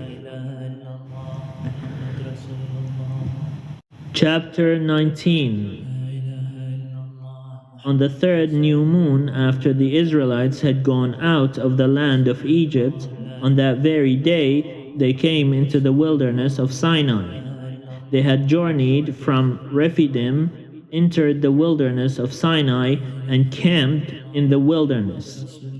Israel camped there in front of the mountain. Then Moses went up to God. The Lord called to him from the mountain, saying, "Thus you shall say to the house of Jacob, and tell the Israelites, you have seen what I did to the Egyptians, and how I bore you on eagle's wings and brought you to myself. Now therefore, if you obey my voice and keep my covenant, you shall be my treasured possession out of all the people. Indeed, the whole earth is mine, but you shall be for me a priestly kingdom and a holy nation. These are the words that you shall speak to the Israelites." So Moses came, summoned the elders of the people, and set before them all these words that the Lord had commanded him.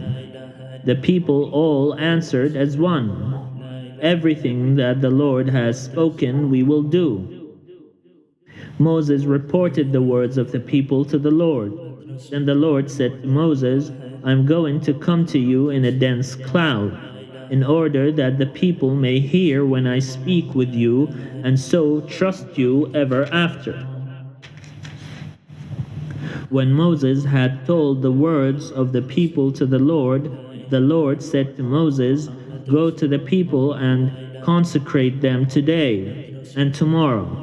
Have them wash their clothes and prepare for the third day, because on the third day the Lord will come down upon Mount Sinai in the sight of all the people. You shall set limits for the people all around, saying, be careful not to go up the mountain or to touch the edge of it. Any who touch the mountain shall be put to death. No hand shall touch them, but they shall be stoned or shot with arrows. Whether animal or human being, they shall not live. When the trumpet sounds a long blast, they may go up on the mountain. So Moses went down from the mountain to the people. He consecrated the people, and they washed their clothes. And he said to the people, "Prepare for the third day. Do not go near a woman." On the morning of the third day there was thunder and lightning, as well as a thick cloud on the mountain, and the blast of a trumpet so loud that all the people who were in the camp trembled. Moses brought the people out of the camp to meet God.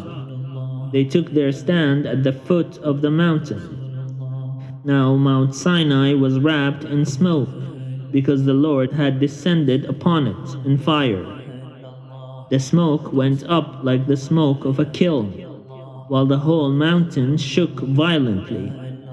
As the blast of the trumpet grew louder and louder, Moses would speak, and God would answer him in thunder. When the Lord descended upon Mount Sinai to the top of the mountain, the Lord summoned Moses to the top of the mountain, and Moses went up. Then the Lord said to Moses, "Go down and warn the people not to break through to the Lord to look. Otherwise many of them will perish. Even the priests who approach the Lord must consecrate themselves, or the Lord will break out against them." Moses said to the Lord, "The people are not permitted to come up to Mount Sinai. For you yourself warned us, saying, 'Set limits around the mountain and keep it holy.'" The Lord said to him, "Go down and come up, bringing Aaron with you. But do not let either the priests or the people break through to come up to the Lord, otherwise he will break out against them." So Moses went down to the people and told them,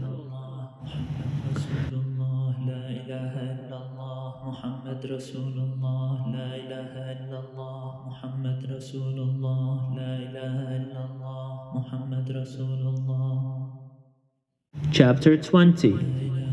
Then God spoke all these words: "I am the Lord your God, who brought you out of the land of Egypt, out of the house of slavery.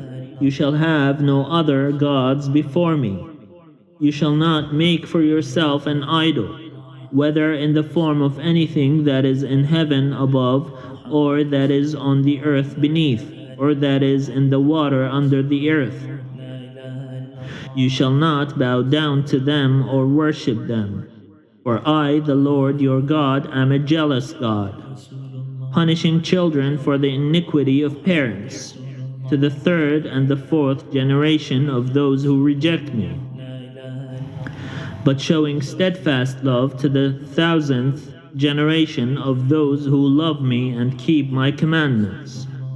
You shall not make wrongful use of the name of the Lord your God, for the Lord will not acquit anyone who misuses his name. Remember the Sabbath day and keep it holy. 6 days you shall labor and do all your work, but the seventh day is a Sabbath to the Lord your God.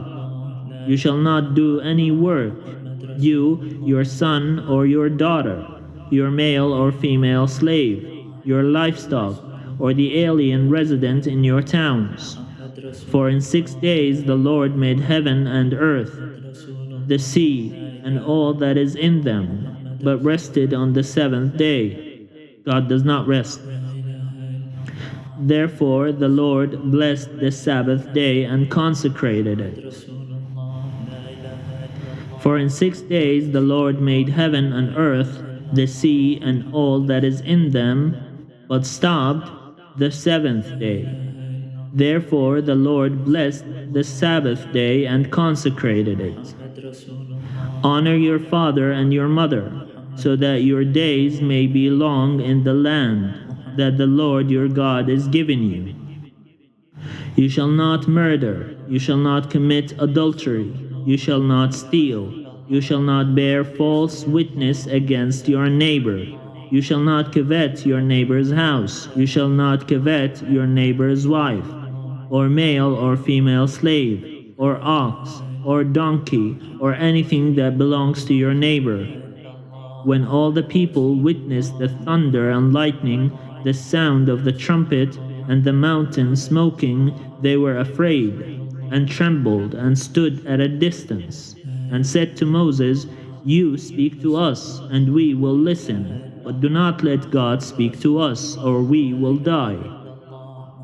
Moses said to the people, Do not be afraid, for God has come only to test you, and to put the fear of him upon you so that you do not sin. Then the people stood at a distance, while Moses drew near to the thick darkness where God was. The Lord said to Moses, Thus you shall say to the Israelites, You have seen for yourselves that I spoke with you from heaven. You shall not make gods of silver alongside me, nor shall you make for yourselves gods of gold. You need make for me only an altar of earth and sacrifice on it your burnt offerings and your offerings of well-being, your sheep and your oxen. In every place where I cause my name to be remembered, I will come to you and bless you. But if you make for me an altar of stone, do not build it of hewn stone, for if you use a chisel upon it, you profane it. You shall not go up by steps to my altar, so that your nakedness may not be exposed on it.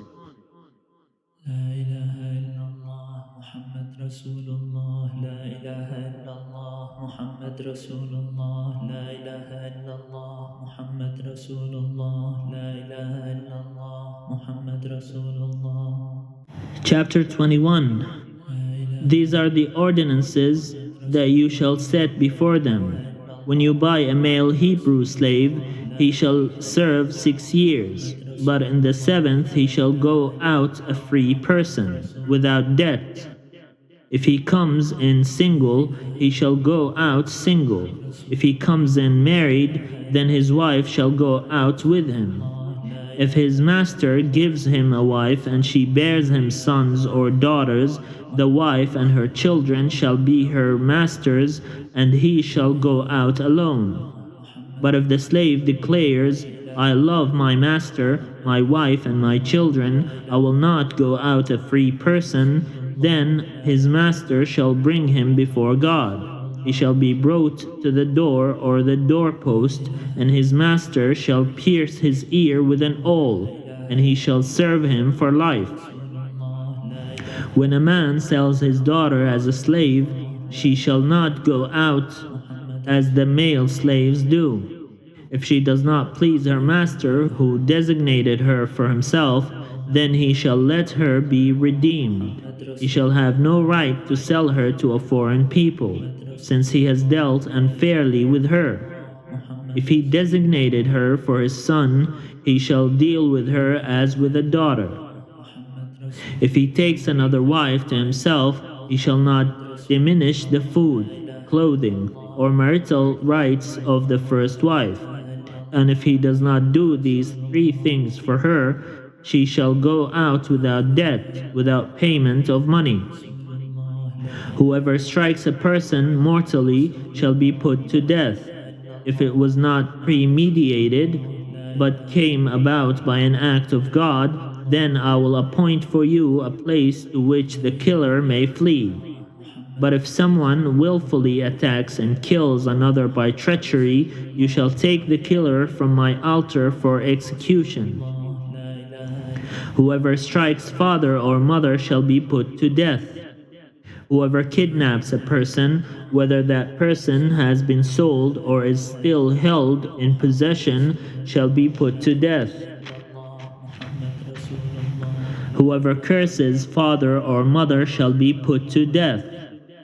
When individuals quarrel and one strikes the other with a stone or fist so that the injured party, though not dead, is confined to bed but recovers and walks around outside with the help of a staff, then the assailant shall be free of liability, except to pay for the loss of time and to arrange for full recovery. When a slave owner strikes a male or female slave with a rod and the slave dies immediately, the owner shall be punished. But if the slave survives a day or two, there is no punishment, for the slave is the owner's property. When the people who are fighting injure a pregnant woman so that there is a miscarriage, and yet no further harm follows, the one responsible shall be fined what the woman's husband demands, paying as much as the judge determined. If any harm follows, then you shall give life for life, eye for eye, tooth for tooth, hand for hand, foot for foot, burn for burn, wound for wound, stripe for stripe. When a slave owner strikes the eye of a male or a female slave, destroying it, the owner shall let the slave go, a free person, to compensate for the eye. If the owner knocks out a tooth of a male or female slave, the slave shall be let go, a free person, to compensate for the tooth. When an ox gores a man or woman to death, the ox shall be stoned, and its flesh shall not be eaten, but the owner of the ox shall not be liable. If the ox has been accustomed to gore in the past, and its owner has been warned but has not restrained it, and it kills a man or a woman, the ox shall be stoned, and its owner also shall be put to death. If a ransom is imposed on the owner, then the owner shall pay whatever is imposed for the redemption of the victim's life. If it gores a boy or a girl, the owner shall be dealt with according to this same rule. If the ox gores a male or female slave, the owner shall pay to the slave owner 30 shekels of silver, and the ox shall be stoned. If someone leaves a pit open or digs a pit and does not cover it, and an ox or a donkey falls into it, the owner of the pit shall make restitution, giving money to its owner, but keeping the dead animal. If someone's ox hurts the ox of another so that it dies, then they shall sell the live ox and divide the price of it, and the dead animal they shall also divide. But if it was known that the ox was accustomed to gore in the past, and its owner has not restrained it, the owner shall restore ox for ox, but keep the dead animal. Chapter 22. When someone steals an ox or a sheep and slaughters it or sells it, the thief shall pay 5 oxen for an ox, and 4 sheep for a sheep. The thief shall make restitution, but if unable to do so, shall be sold for the theft. When the animal, whether ox or donkey or sheep, is found alive in the thief's possession, the thief shall pay double. If a thief is found breaking in and is beaten to death, no blood guilt is incurred. But if it happens after sunrise, blood guilt is incurred. When someone causes a field or vineyard to be grazed over, or lets livestock loose to graze in someone else's field, restitution shall be made from the best in the owner's field or vineyard. When fire breaks out and catches in thorns, so that the stacked grain or the standing grain or the field is consumed, the one who started the fire shall make full restitution. When someone delivers to a neighbor money or goods for safekeeping, and they are stolen from the neighbor's house, then the thief, if caught, shall pay double. If the thief is not caught, the owner of the house shall be brought before God to determine whether or not the owner had laid hands on the neighbor's goods. In any case of disputed ownership involving ox, donkey, sheep, clothing, or any other loss, of which one party says, "This is mine," the case of both parties shall come before God. The one whom God condemns shall pay double to the other. When someone delivers to another a donkey, ox, sheep, or any other animal for safekeeping, and it dies or is injured or is carried off without anyone seeing it, an oath before the Lord shall decide between the two of them that the one has not laid hands on the property of the other. The owner shall accept the oath, and no restitution shall be made. But if it was stolen, restitution shall be made to its owner. If it was mangled by beasts, let it be brought as evidence. Restitution shall not be made for the mangled remains. When someone borrows an animal from another and it is injured or dies, the owner not being present, full restitution shall be made. If the owner was present, there shall be no restitution. If it was hired, only the hiring fee is due. When a man seduces a virgin who is not engaged to be married and lies with her, he shall give the bride price for her and make her his wife. But if her father refuses to give her to him, he shall pay an amount equal to the bride price for virgins. You shall not permit a female sorcerer to live. Whoever lies with an animal shall be put to death. Whoever sacrifices to any god other than the Lord alone shall be devoted to destruction. You shall not wrong or oppress a resident alien, for you were aliens in the land of Egypt. You shall not abuse any widow or orphan. If you do abuse them, when they cry out to me, I will surely heed their cry.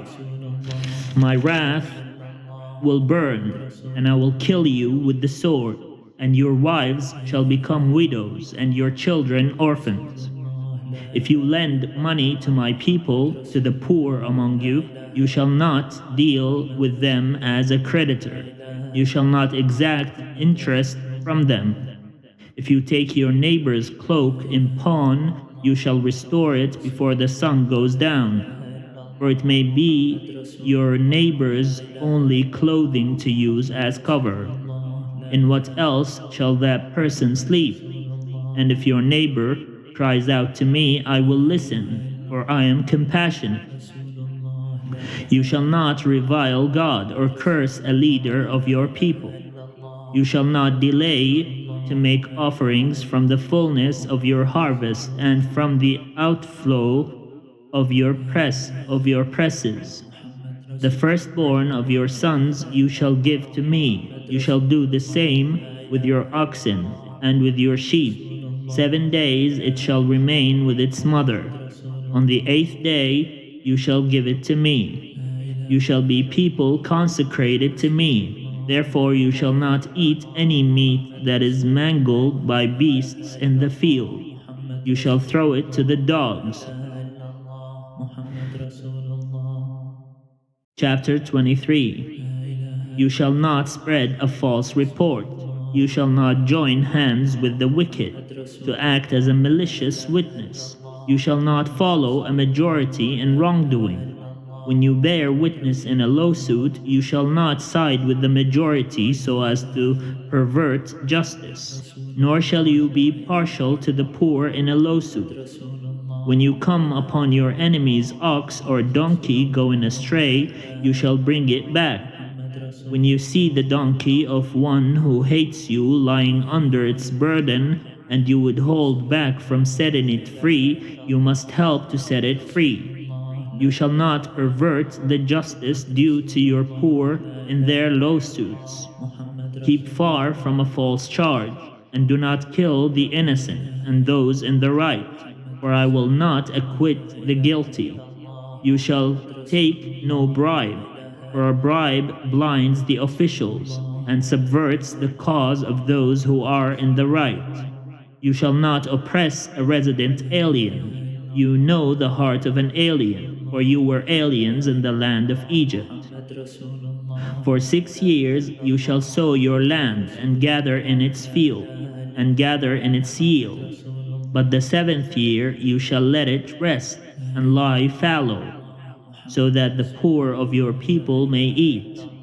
And what they leave, the wild animals may eat. You shall do the same with your vineyard, and with your olive orchard.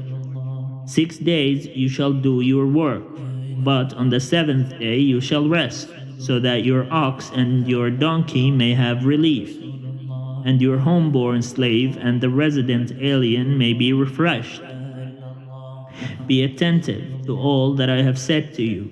Do not invoke the names of other gods. Do not let them be heard on your lips. 3 times in the year you shall hold a festival for me. You shall observe the festival of unleavened bread. As I commanded you, you shall eat unleavened bread for 7 days, at the appointed time in the month of Abib, for in it you came out of Egypt. No one shall appear before me empty-handed. You shall observe the festival of harvest, of the first fruits of your labor, of what you sow in the field. You shall observe the festival of ingathering at the end of the year, when you gather in from the field the fruit of your labor. 3 times in the year all your males shall appear before the Lord God. You shall not offer the blood of my sacrifice with anything leavened, or let the fat of my festival remain until the morning. The choices of the first fruits of your ground you shall bring into the house of the Lord your God. You shall not boil a kid in its mother's milk. I'm going to send an angel in front of you, to guard you on the way and to bring you to the place that I have prepared. Be attentive to him and listen to his voice. Do not rebel against him, for he will not pardon your transgression, for my name is in him. But if you listen attentively to his voice and do all that I say, then I will be an enemy to your enemies and a foe to your foes. When my angel goes in front of you and brings you to the Amorites, the Hittites, the Perizzites, the Canaanites, the Hivites, and the Jebusites, and I blot them out, you shall not bow down to their gods, or worship them, or follow their practices, but you shall utterly demolish them and break their pillars in pieces. You shall worship the Lord your God, and I will bless your bread and your water, and I will take sickness away from among you. No one shall miscarry or be barren in your land.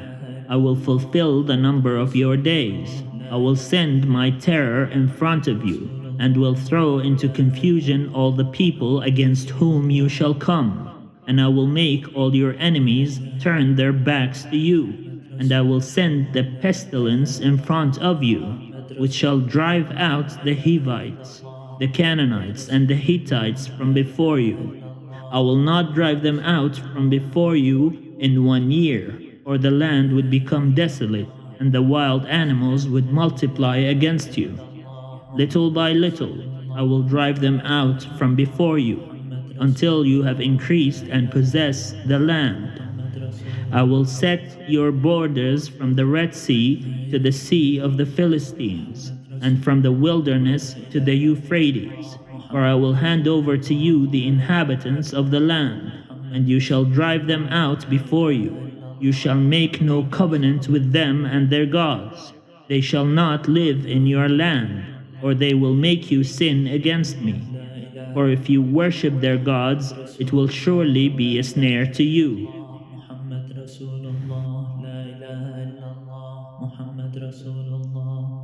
Chapter 24. Then he said to Moses, "Come up to the Lord, you and Aaron, Nadab and Abihu, and 70 of the elders of Israel, and worship at a distance.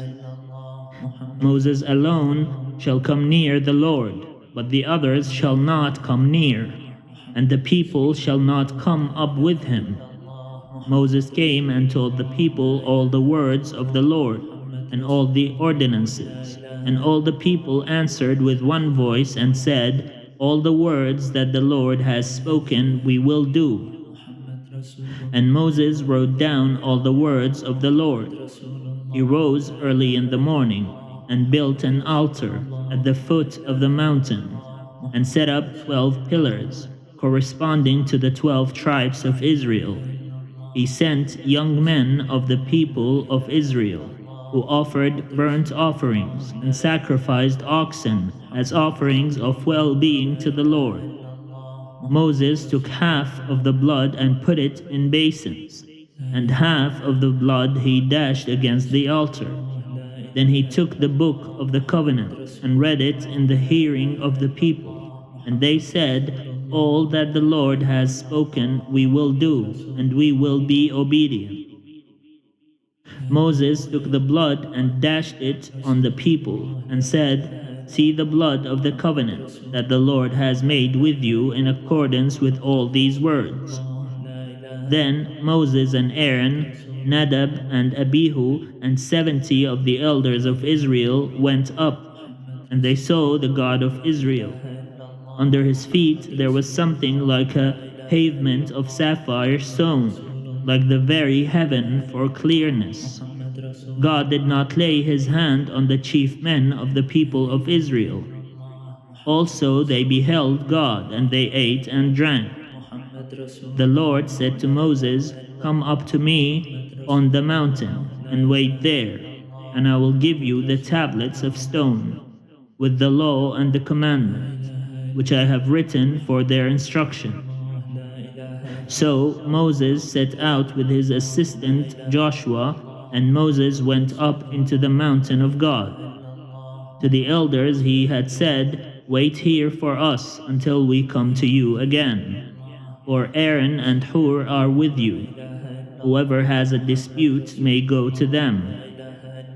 Then Moses went up on the mountain, and the cloud covered the mountain. The glory of the Lord settled on Mount Sinai, and the cloud covered it for 6 days. On the 7th day he called to Moses out of the cloud. Now the appearance of the glory of the Lord was like a devouring fire on the top of the mountain in the sight of the people of Israel. Moses entered the cloud and went up on the mountain. Moses was on the mountain for 40 days and 40 nights.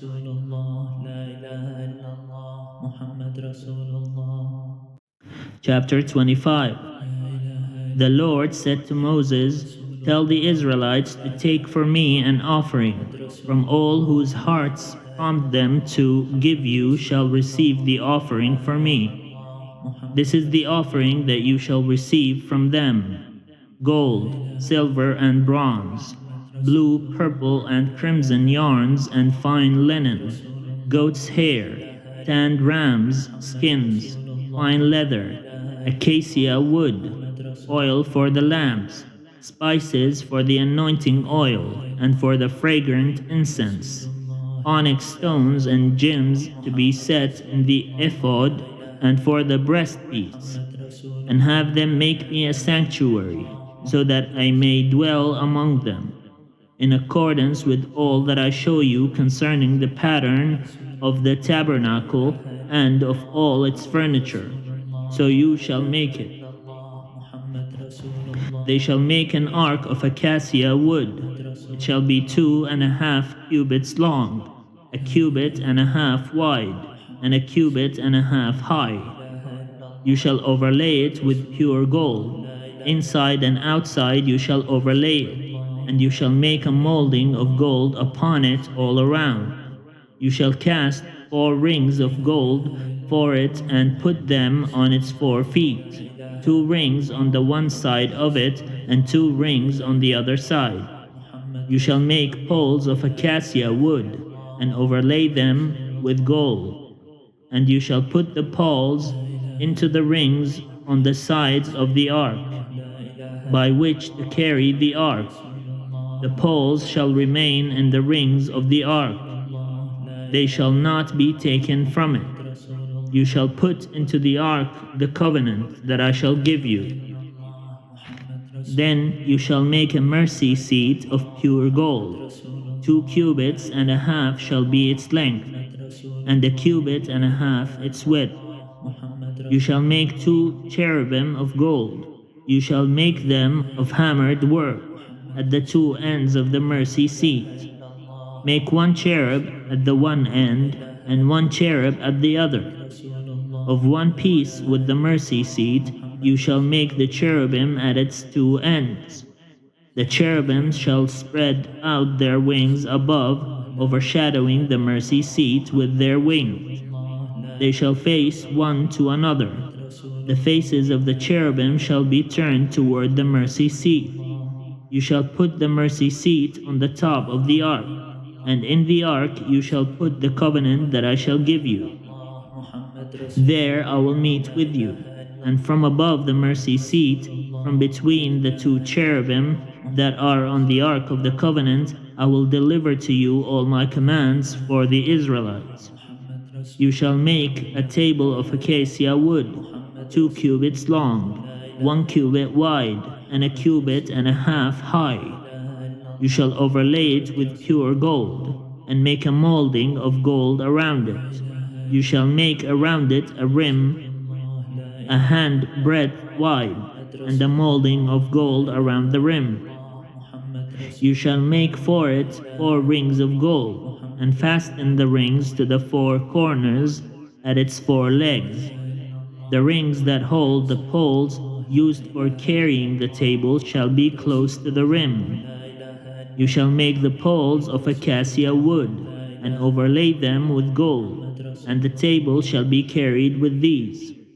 You shall make its plates and dishes for incense, and its flagons and bowls with which to pour drink offerings. You shall make them of pure gold, and you shall set the bread of the presence on the table before me always.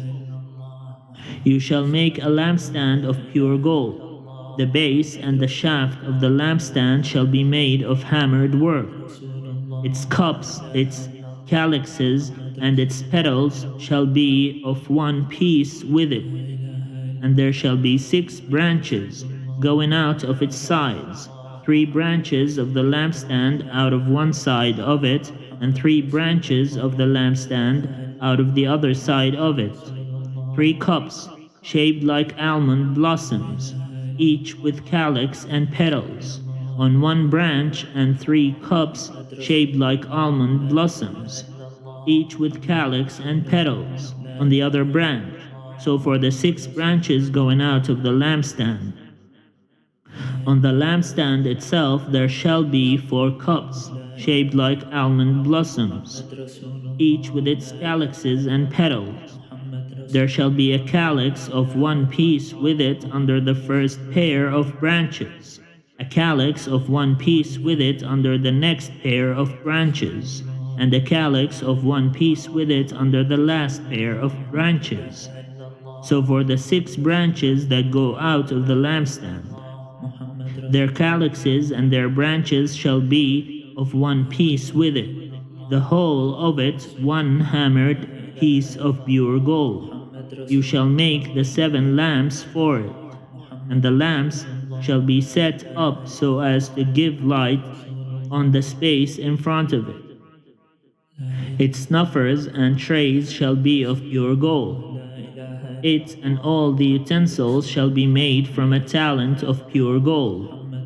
And see that you make them according to the pattern for them, which is being shown you on the mountain.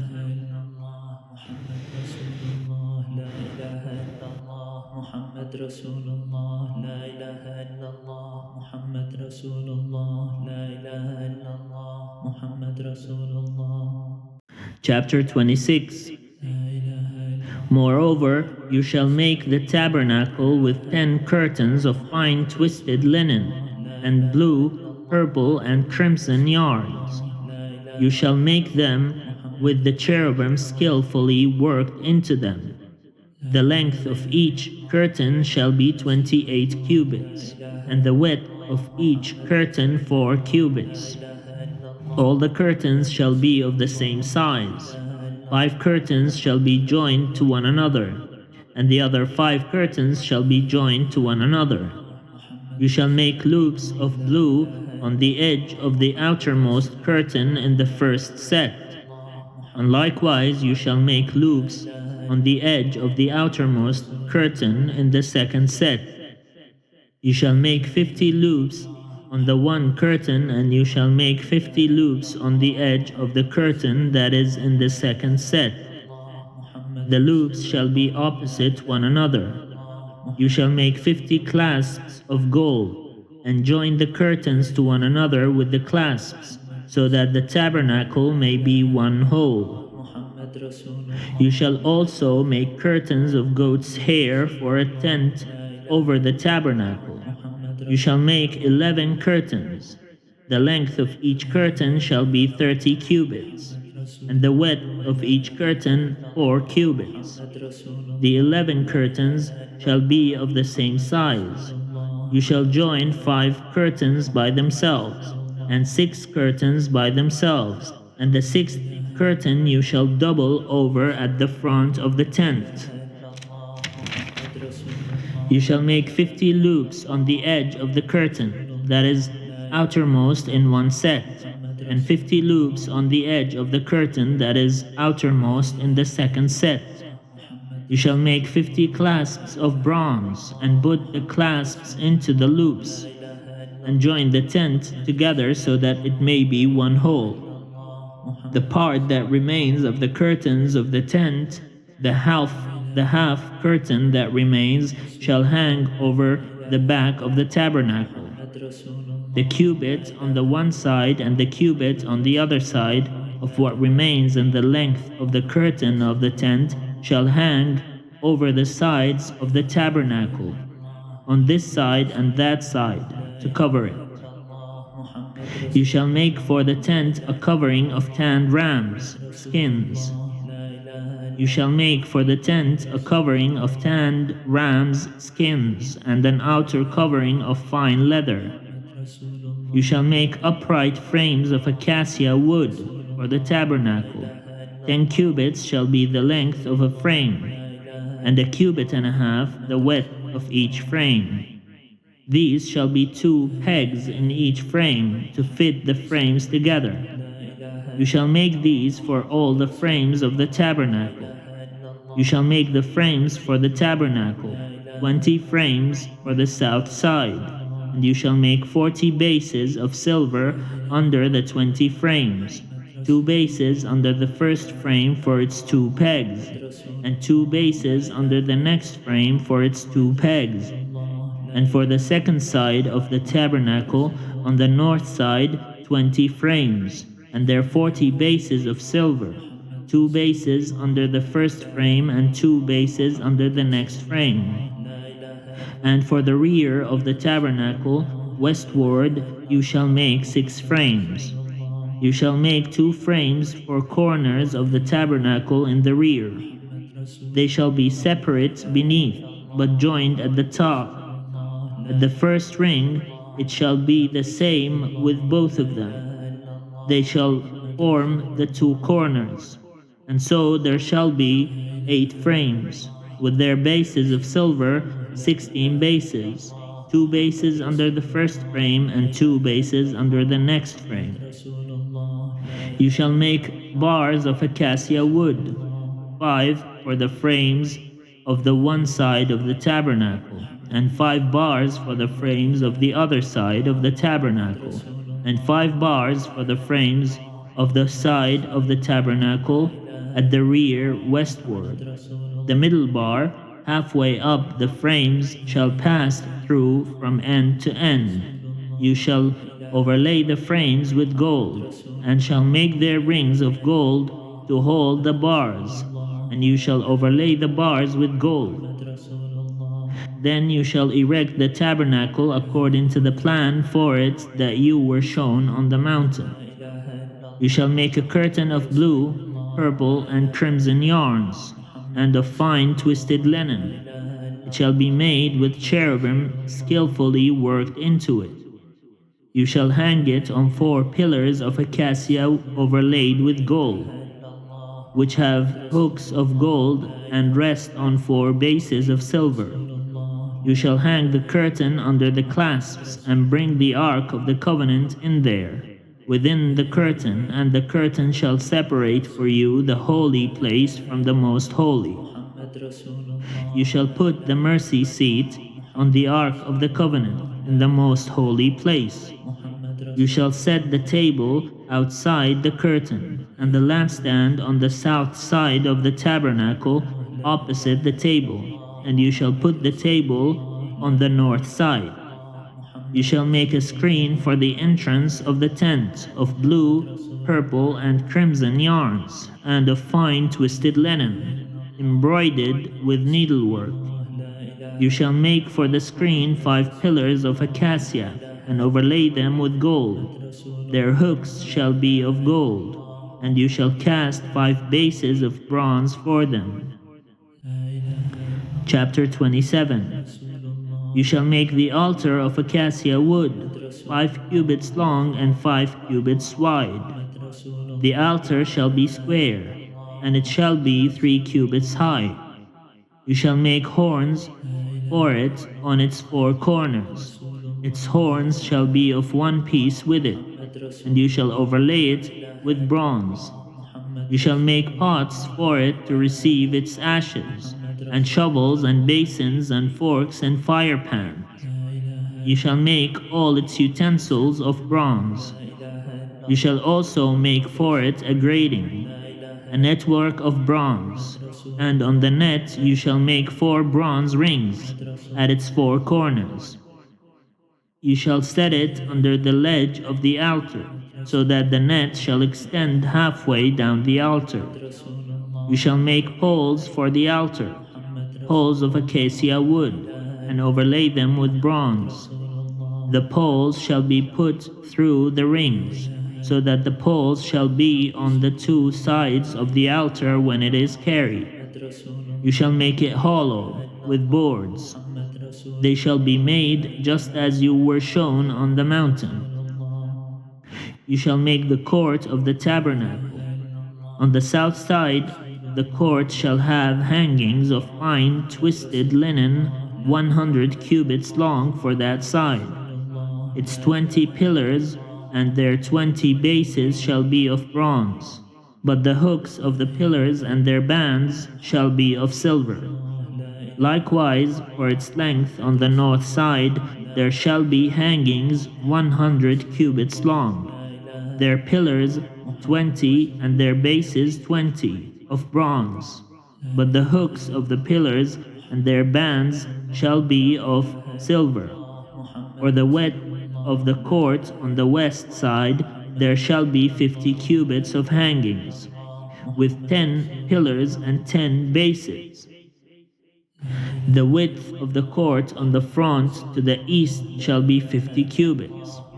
There shall be 15 cubits of hangings on the one side, with 3 pillars and 3 bases. There shall be 15 cubits of hangings on the other side, with 3 pillars and 3 bases. For the gate of the court there shall be a screen 20 cubits long, of blue, purple, and crimson yarns, and of fine twisted linen, embroidered with needlework. It shall have 4 pillars, and with them 4 bases. All the pillars around the court shall be banded with silver. Their hooks shall be of silver, and their bases of bronze. The length of the court shall be 100 cubits, the width 50, and the height 5 cubits, with hangings of fine twisted linen, and the bases of bronze. All the utensils of the tabernacle for every use, and all its pegs and all the pegs of the court shall be of bronze. You shall further command the Israelites to bring you pure oil of beaten olives for the light, so that a lamp may be set up to burn regularly. In the tent of meeting, outside the curtain that is before the covenant, Aaron and his sons shall tend it, from evening to morning, before the Lord. It shall be a perpetual ordinance to be observed throughout their generations by the Israelites.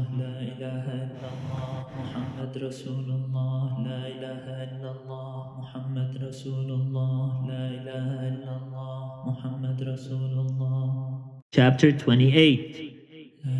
Then bring near to you your brother Aaron and his sons with him from among the Israelites to serve me as priests.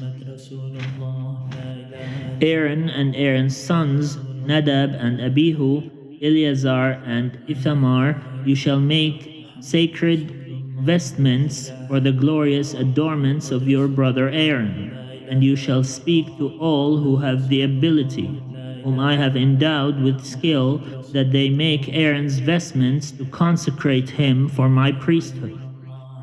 These are the vestments that they shall make: a breastpiece, an ephod, a robe, a checkered tunic, a turban, and a sash. When they make these sacred vestments for your brother Aaron and his sons to serve me as priests, they shall use gold, blue, purple, and crimson yarns, and fine linen. They shall make the ephod of gold, of blue, purple, and crimson yarns, and of fine twisted linen, skillfully worked. It shall have 2 shoulder pieces attached to its 2 edges, so that it may be joined together. The decorated band on it shall be of the same workmanship and materials, of gold, of blue, purple, and crimson yarns, and of fine twisted linen. You shall take 2 onyx stones and engrave on them the names of the sons of Israel, 6 of their names on the one stone, and the names of the remaining 6 on the other stone, in the order of their birth. As a gem cutter engraves signets, so you shall engrave the 2 stones with the names of the sons of Israel.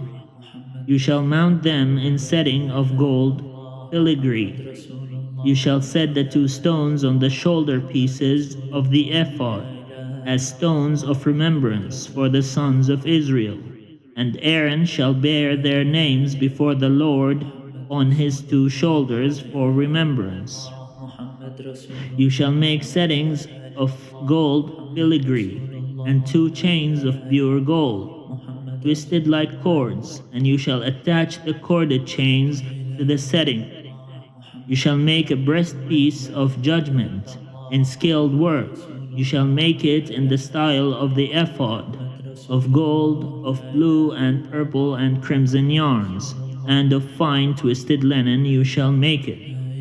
It shall be square and doubled, a span in length and a span in width. You shall set in it 4 rows of stones, a row of carnelian, chrysolite, and emerald shall be the first row, and the second row a turquoise, a sapphire, and a moonstone, and the third row a jacinth, an agate, and an amethyst, and the fourth row a beryl, an onyx, and a jasper. They shall be set in gold filigree. There shall be 12 stones with names corresponding to the names of the sons of Israel. They shall be like signets, each engraved with its name, for the 12 tribes. You shall make for the breastpiece chains of pure gold, twisted like cords, and you shall make for the breastpiece 2 rings of gold, and put the 2 rings on the 2 edges of the breastpiece. The 2 ends of the 2 cords you shall attach to the 2 settings, and so attach it in front to the shoulder pieces of the ephod. You shall make 2 rings of gold, and put them at the 2 ends of the breastpiece. On its inside edge, next to the ephod. You shall make 2 rings of gold, and attach them in front to the lower part of the 2 shoulder pieces of the ephod. At its joining above the decorated band of the ephod, the breastpiece shall be bound by its rings to the rings of the ephod with a blue cord, so that it may lie on the decorated band of the ephod, and so that the breastpiece shall not come loose from the ephod. So Aaron shall bear the names of the sons of Israel in the breastpiece of judgment on his heart when he goes into the holy place, for a continual remembrance before the Lord. In the breastpiece of judgment you shall put the Urim and the Thummim, and they shall be on Aaron's heart when he goes in before the Lord. Thus Aaron shall beat the judgment of the Israelites on his heart before the Lord continually. You shall make the robe of the ephod all of blue. It shall have an opening for the head in the middle of it, with a woven binding around the opening, like the opening in a coat of mail, so that it may not be torn. On its lower hem you shall make pomegranates of blue, purple, and crimson yarns, all around the lower hem, with bells of gold between them all around. A golden bell and a pomegranate alternating all around the lower hem of the robe. Aaron shall wear it when the ministers, and its sound shall be heard when he goes into the holy place before the Lord, and when he comes out, so that he may not die. You shall make a rosette of pure gold, and engrave on it, like the engravings of a signet, holy to the Lord. You shall fasten it on the turban with a blue cord. It shall be on the front of the turban. It shall be on Aaron's forehead, and Aaron shall take on himself any guilt incurred in the holy offering that the Israelites consecrate as their sacred donations.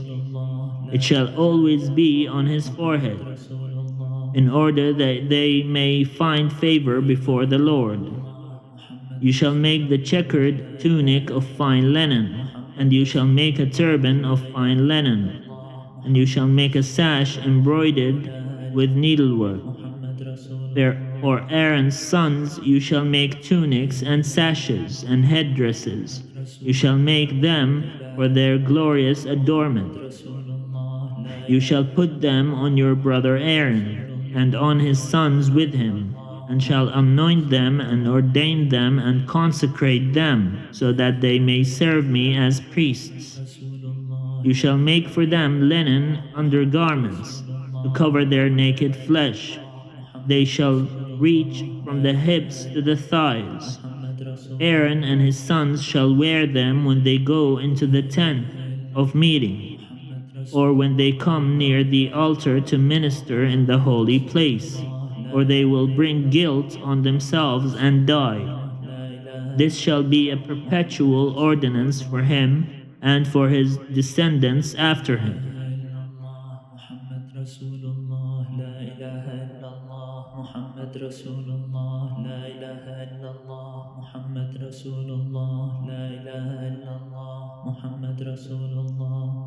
Chapter 29. Now this is what you shall do to them, to consecrate them, so that they may serve me as priests. Take 1 young bull and 2 rams without blemish, and unleavened bread, unleavened cakes mixed with oil, and unleavened wafers spread with oil. You shall make them of choice wheat flour. You shall put them in 1 basket and bring them in the basket, and bring the bull and the 2 rams. You shall bring Aaron and his sons to the entrance of the tent of meeting and wash them with water. Then you shall take the vestments and put on Aaron the tunic and the robe of the ephod. and the ephod, and the breastpiece, and gird him with the decorated band of the ephod. And you shall set the turban on his head, and put the holy diadem on the turban. You shall take the anointing oil and pour it on his head, and anoint him, and anoint him. Then you shall bring his sons, and put tunics on them, and you shall gird them with sashes, and tie headdresses on them. And the priesthood shall be theirs by a perpetual ordinance. You shall then ordain Aaron and his sons. You shall bring the bull in front of the tent of meeting.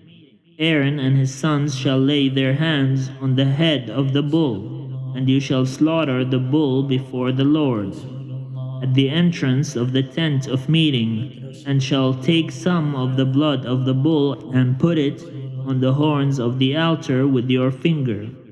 And all the rest of the blood you shall pour out at the base of the altar. You shall take all the fat that covers the entrails, and the appendage of the liver, and the 2 kidneys, with the fat that is on them, and turn them into smoke on the altar. But the flesh of the bull, and its skin, and its dung, you shall burn with fire outside the camp. It is a sin offering. Then you shall take one of the rams, and Aaron and his sons shall lay their hands on the head of the ram, and you shall slaughter the ram, and shall take its blood and dash it against all sides of the altar. Then you shall cut the ram into its parts, and wash its entrails, and its legs, and put them with its parts and its head, and turn the whole ram into smoke on the altar. It is a burnt offering to the Lord. It is a pleasing odor, an offering by fire to the Lord. You shall take the other ram, and Aaron and his sons shall lay their hands on the head of the ram.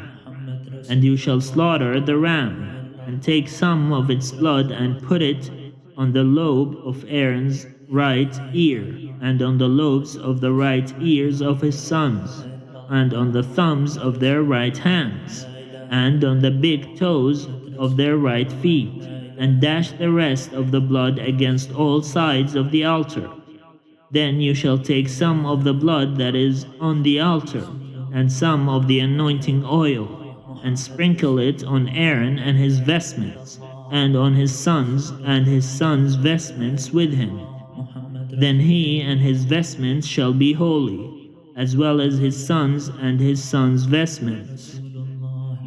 You shall also take the fat of the ram, the fat tail, the fat that covers the entrails, the appendage of the liver, the 2 kidneys with the fat that is on them, and the right thigh, for it is a ram of ordination, and 1 loaf of bread, and 1 loaf of bread, 1 cake of bread made with oil, and 1 wafer, out of the basket of unleavened bread that is before the Lord. And you shall place all these on the palms of Aaron and on the palms of his sons, and raise them as an elevation offering before the Lord. Then you shall take them from their hands, and turn them into smoke on the altar on top of the burnt offering, of pleasing odor before the Lord. It is an offering by fire to the Lord. You shall take the breast of the ram of Aaron's ordination and raise it as an elevation offering before the Lord, and it shall be your portion. You shall consecrate the breast that was raised as an elevation offering, and the thigh that was raised as an elevation offering from the ram of ordination, from that which belonged to Aaron and his sons. These things shall be a perpetual ordinance for Aaron and his sons from the Israelites. For this is an offering, and it shall be an offering by the Israelites from their sacrifice of offerings of well-being, their offering to the Lord. The sacred vestments of Aaron shall be passed on to his sons after him. they shall be anointed in them and ordained in them. The son who is priest in his place shall wear them 7 days, when he comes into the tent of meeting to minister in the holy place. You shall take the ram of ordination and boil its flesh in a holy place, and Aaron and his sons shall eat the flesh of the ram and the bread that is in the basket at the entrance of the tent of meeting. They themselves shall eat the food by which atonement is made, to ordain and consecrate them. But no one else shall eat of them, because they are holy. If any of the flesh for the ordination or of the bread remains until the morning, then you shall burn the remainder with fire. It shall not be eaten, because it is holy. Thus you shall do to Aaron and to his sons, just as I have commanded you. Through 7 days you shall ordain them. Also, every day you shall offer a bull as a sin offering for atonement. Also you shall offer a sin offering for the altar, when you make atonement for it, and shall anoint it, to consecrate it. 7 days you shall make atonement for the altar, and consecrate it, and the altar shall be most holy. Whatever touches the altar shall become holy. Now this is what you shall offer on the altar: 2 lambs, a year old, regularly each day. 1 lamb you shall offer in the morning, and the other lamb you shall offer in the evening. And with the first lamb, 1/10 of a measure of choice flour mixed with 1/4 of a hin of beaten oil, and 1/4 of a hin of wine for a drink offering. And the other lamb you shall offer in the evening, and shall offer with it a grain offering and its drink offering, as in the morning, for a pleasing odor, an offering by fire to the Lord. It shall be a regular burnt offering throughout your generations at the entrance of the tent of meeting before the Lord, where I will meet with you to speak to you there. I will meet with the Israelites there, and it shall be sanctified by my glory. I will consecrate the tent of meeting and the altar. Aaron also and his sons I will consecrate, to serve me as priests. I will dwell among the Israelites, and I will be their God. And they shall know that I am the Lord their God, who brought them out of the land of Egypt, that I might dwell among them. I am the Lord their God. Chapter 30. You shall make an altar on which to offer incense. You shall make it of acacia wood. It shall be 1 cubit long and 1 cubit wide. It shall be square, and shall be 2 cubits high. Its horns shall be of 1 piece with it. You shall overlay it with pure gold, its top and its sides all around, and its horns. And you shall make for it a molding of gold all around. And you shall make 2 golden rings for it. Under its molding, on 2 opposite sides of it, you shall make them, and they shall hold the poles with which to carry it. You shall make the poles of acacia wood, and overlay them with gold. You shall place it in front of the curtain that is above the ark of the covenant, in front of the mercy seat that is over the covenant, where I will meet with you. Aaron shall offer fragrant incense on it. Every morning when he dresses the lamps, he shall offer it. And when Aaron sits up the lamps in the evening, he shall offer it, a regular incense offering before the Lord throughout your generations. You shall not offer unholy incense on it, or a burnt offering, or a grain offering, and you shall not pour a drink offering on it. Once a year, Aaron shall perform the rite of atonement on its horns. Throughout your generations, he shall perform the atonement for it once a year with the blood of the atoning sin offering. It is most holy to the Lord. The Lord spoke to Moses, "When you take a census of the Israelites to register them, at registration all of them shall give a ransom for their lives to the Lord, so that no plague may come upon them for being registered. This is what each one who is registered shall give, half a shekel according to the shekel of the sanctuary. The shekel is 20 gerahs, half a shekel as an offering to the Lord. Each one who is registered from 20 years old and upward shall give the Lord's offering. The rich shall not give more, and the poor shall not give less than half a shekel, where you bring this offering to the Lord to make atonement for your lives. You shall take the atonement money from the Israelites and shall designate it for the service of the tent of meeting. Before the Lord it will be a reminder to the Israelites of the ransom given for your lives." The Lord spoke to Moses, "You shall make a bronze basin with a bronze stand for washing. You shall put it between the tent of meeting and the altar, and you shall put water in it. With the water, Aaron and his sons shall wash their hands and their feet when they go into the tent of meeting or when they come near the altar to minister, to make an offering by fire to the Lord. They shall wash with water, so that they may not die. They shall wash their hands and their feet, so that they may not die. It shall be a perpetual ordinance for them, for him and for his descendants throughout their generations." The Lord spoke to Moses, "Take the finest spices of liquid myrrh, 500 shekels, and of sweet-smelling cinnamon, half as much, that is, 250, and 250 of aromatic cane, and 500 of cassia, measured by the sanctuary shekel, and a hin of olive oil.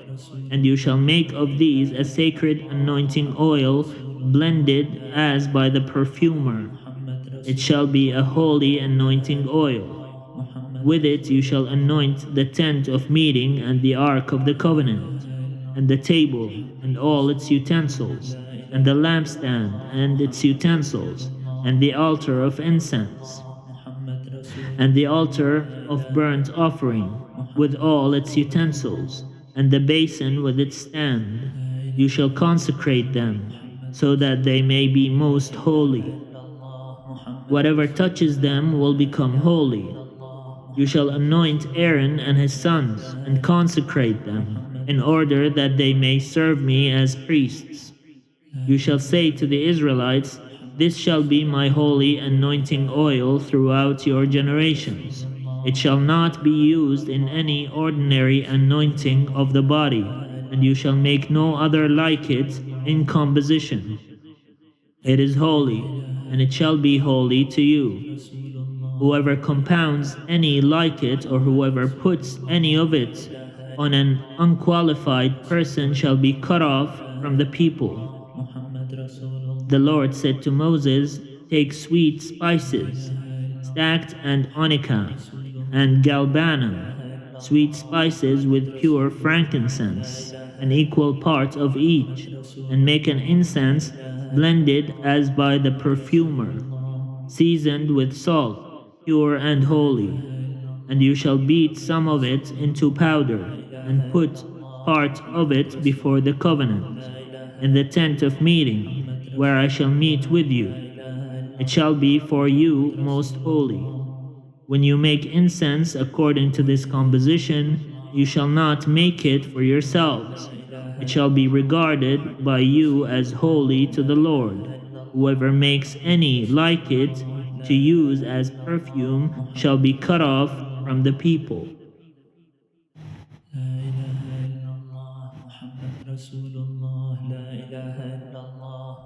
محمد رسول الله لا إله إلا الله محمد رسول الله لا إله إلا الله محمد رسول الله.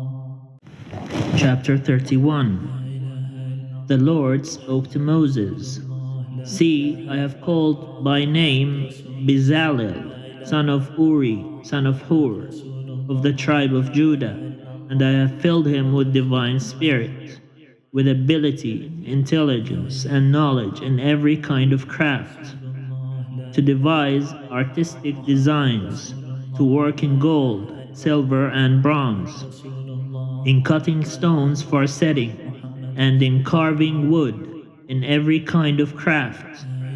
Moreover, I have appointed with him Oholiab, son of Ahisamach, of the tribe of Dan, and I have given skill to all the skillful, so that they may make all that I have commanded you: the tent of meeting, and the ark of the covenant, and the mercy seat that is on it, and all the furnishings of the tent, the table and its utensils, and the pure lampstand with all its utensils, and the altar of incense, and the altar of burnt offering with all its utensils, and the basin with its stand, and the finely worked vestments, the holy vestments for the priest Aaron, and the vestments of his sons for their service as priests, and the anointing oil and the fragrant incense for the holy place.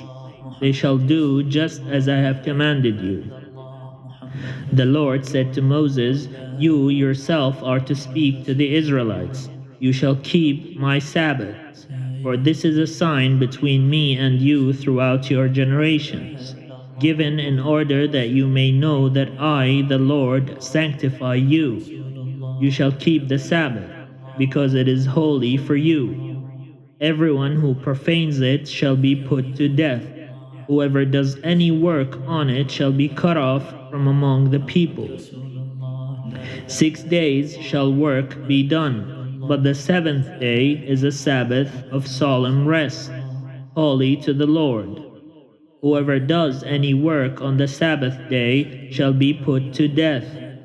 Therefore the Israelites shall keep the Sabbath, observing the Sabbath throughout their generations, as a perpetual covenant. It is a sign forever between me and the people of Israel, that in 6 days the Lord made heaven and earth, and on the seventh day he stopped and was refreshed. When God finished speaking with Moses on Mount Sinai, he gave him the 2 tablets of the covenant, tablets of stone, written with the finger of God.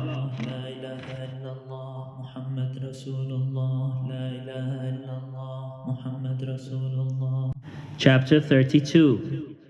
When the people saw that Moses delayed to come down from the mountain, the people gathered around the Samiri and said to him, "Come, make gods for us, who shall go before us.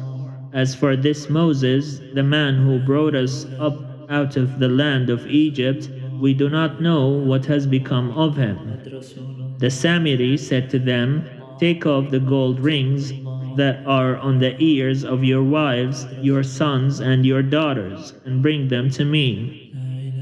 So all the people took off the gold rings from their ears and brought them to the Samiri.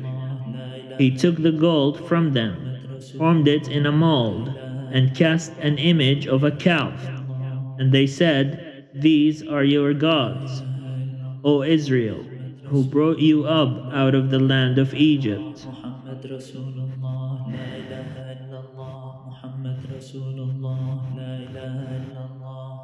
When the Samiri saw this, he built an altar before it. And the Samiri made proclamation and said, "Tomorrow shall be a festival to the Lord." They rose early the next day and offered burnt offerings and brought sacrifices of well-being. And the people sat down to eat and drink and rose up to revel. The Lord said to Moses, "Go down at once. Your people whom you brought up out of the land of Egypt have acted perversely. They have been quick to turn aside from the way that I commanded them. They have cast for themselves an image of a calf, and have worshipped it and sacrificed to it, and said, These are your gods, or Israel, who brought you up out of the land of Egypt. The Lord said to Moses, the Samiri did this. I have seen this people, how stiff-necked they are. Now let me alone, so that my wrath may burn hot against them, and I may consume them. And of you I will make a great nation. But Moses implored the Lord his God, and said, O Lord, why does your wrath burn hot against your people, whom you brought out of the land of Egypt with great power and with a mighty hand? Why should the Egyptians say, It was with evil intent that he brought them out to kill them in the mountains, and to consume them from the face of the earth? Turn from your fierce wrath. Change your mind and do not bring disaster on your people. Remember Abraham, Isaac, and Israel, your servants, how you swore to them by your own self, saying to them, I will multiply your descendants like the stars of heaven, and all this land that I have promised I will give to your descendants, and they shall inherit it forever. And the Lord changed his mind about the disaster that he planned to bring on his people. Then Moses turned and went down from the mountain, carrying the 2 tablets of the covenant in his hands, tablets that were written on both sides, written on the front and on the back. The tablets were the work of God, and the writing was the writing of God, engraved upon the tablets. When Joshua heard the noise of the people as they shouted, he said to Moses, There is a noise of war in the camp. But he said, It is not the sound made by victors, or the sound made by losers. It is the sound of revelers that I hear. As soon as he came near the camp and saw the calf and the dancing, Moses' anger burned hot, and he threw the tablets from his hands and broke them at the foot of the mountain. He took the calf that they had made, burned it with fire, ground it to powder, scattered it on the water, and made the Israelites drink it. Moses said to Aaron, What did this people do to you that you have brought so great a sin upon them? And Aaron said, Do not let the anger of my Lord burn hot. You know the people, that they are bent on evil. They said, Make us gods who shall go before us. As for this Moses, the man who brought us up out of the land of Egypt, we do not know what has become of him. So the Samiri said to them, Whoever has gold, take it off. So they gave it to him, and he threw it into the fire, and out came this calf. When Moses saw that the people were running wild, for Aaron had let them run wild to the derision of their enemies, then Moses stood in the gates of the camp and said, Who is on the Lord's side? Come to me. And all the sons of Levi gathered around him. He said to them, Thus says the Lord, the God of Israel, Put your sword on your side, each of you. Go back and forth from gate to gate throughout the camp, and each of you kill your brother, your friend, and your neighbor. The sons of Levi did as Moses commanded, and about 3,000 of the people fell on that day. Moses said, Today you have ordained yourself for the service of the Lord, each one at the cost of a son or a brother, and so have brought a blessing on yourselves this day. On the next day, Moses said to the people, You have sinned a great sin, but now I will go up to the Lord. Perhaps I can make atonement for your sin. So Moses returned to the Lord and said, Alas, this people have sinned, a great sin. They have made for themselves gods of gold. But now, if you will only forgive their sin, but if not, blot me out of the book that you have written. But the Lord said to Moses, Whoever has sinned against me, I will blot out of my book. But now go, lead the people to the place about which I have spoken to you. See, my angels shall go in front of you. Nevertheless, when the day comes for punishment, I will punish them for their sin. Then the Lord sent a plague on the people, because they've made the calf, the one that the Samiri made. Chapter 33. The Lord said to Moses, Go, leave this place, you and the people whom you have brought up out of the land of Egypt, and go to the land of which I swore to Abraham, Isaac, and Jacob, saying, To your descendants I will give it. I will send an angel before you, and I will drive out the Canaanites, the Amorites, the Hittites, the Perizzites, the Hivites, and the Jebusites. Go up to a land flowing with milk and honey, but I will not go up among you, or I would consume you on the way, for you are a stiff-necked people. When the people heard these harsh words, they mourned, and no one put on ornaments. For the Lord had said to Moses, Say to the Israelites, You are a stiff-necked people. If for a single moment I should go up among you, I would consume you. So now take off your ornaments, and I will decide what to do with you. Therefore the Israelites stripped themselves of their ornaments from Mount Horeb onward. Now Moses used to take the tent and pitch it outside the camp, far off from the camp. He called it the tent of meeting. And everyone who sought the Lord would go out to the tent of meeting, which was outside the camp. Whenever Moses went out to the tent, all the people would rise and stand, each of them at the entrance of their tents, and watch Moses until he had gone into the tent. When Moses entered the tent, the pillar of cloud would descend and stand at the entrance of the tent, and the Lord would speak with Moses. When all the people saw the pillar of cloud standing at the entrance of the tent, all the people would rise and bow down, all of them at the entrance of their tent. Thus the Lord used to speak to Moses face to face, as one speaks to a friend.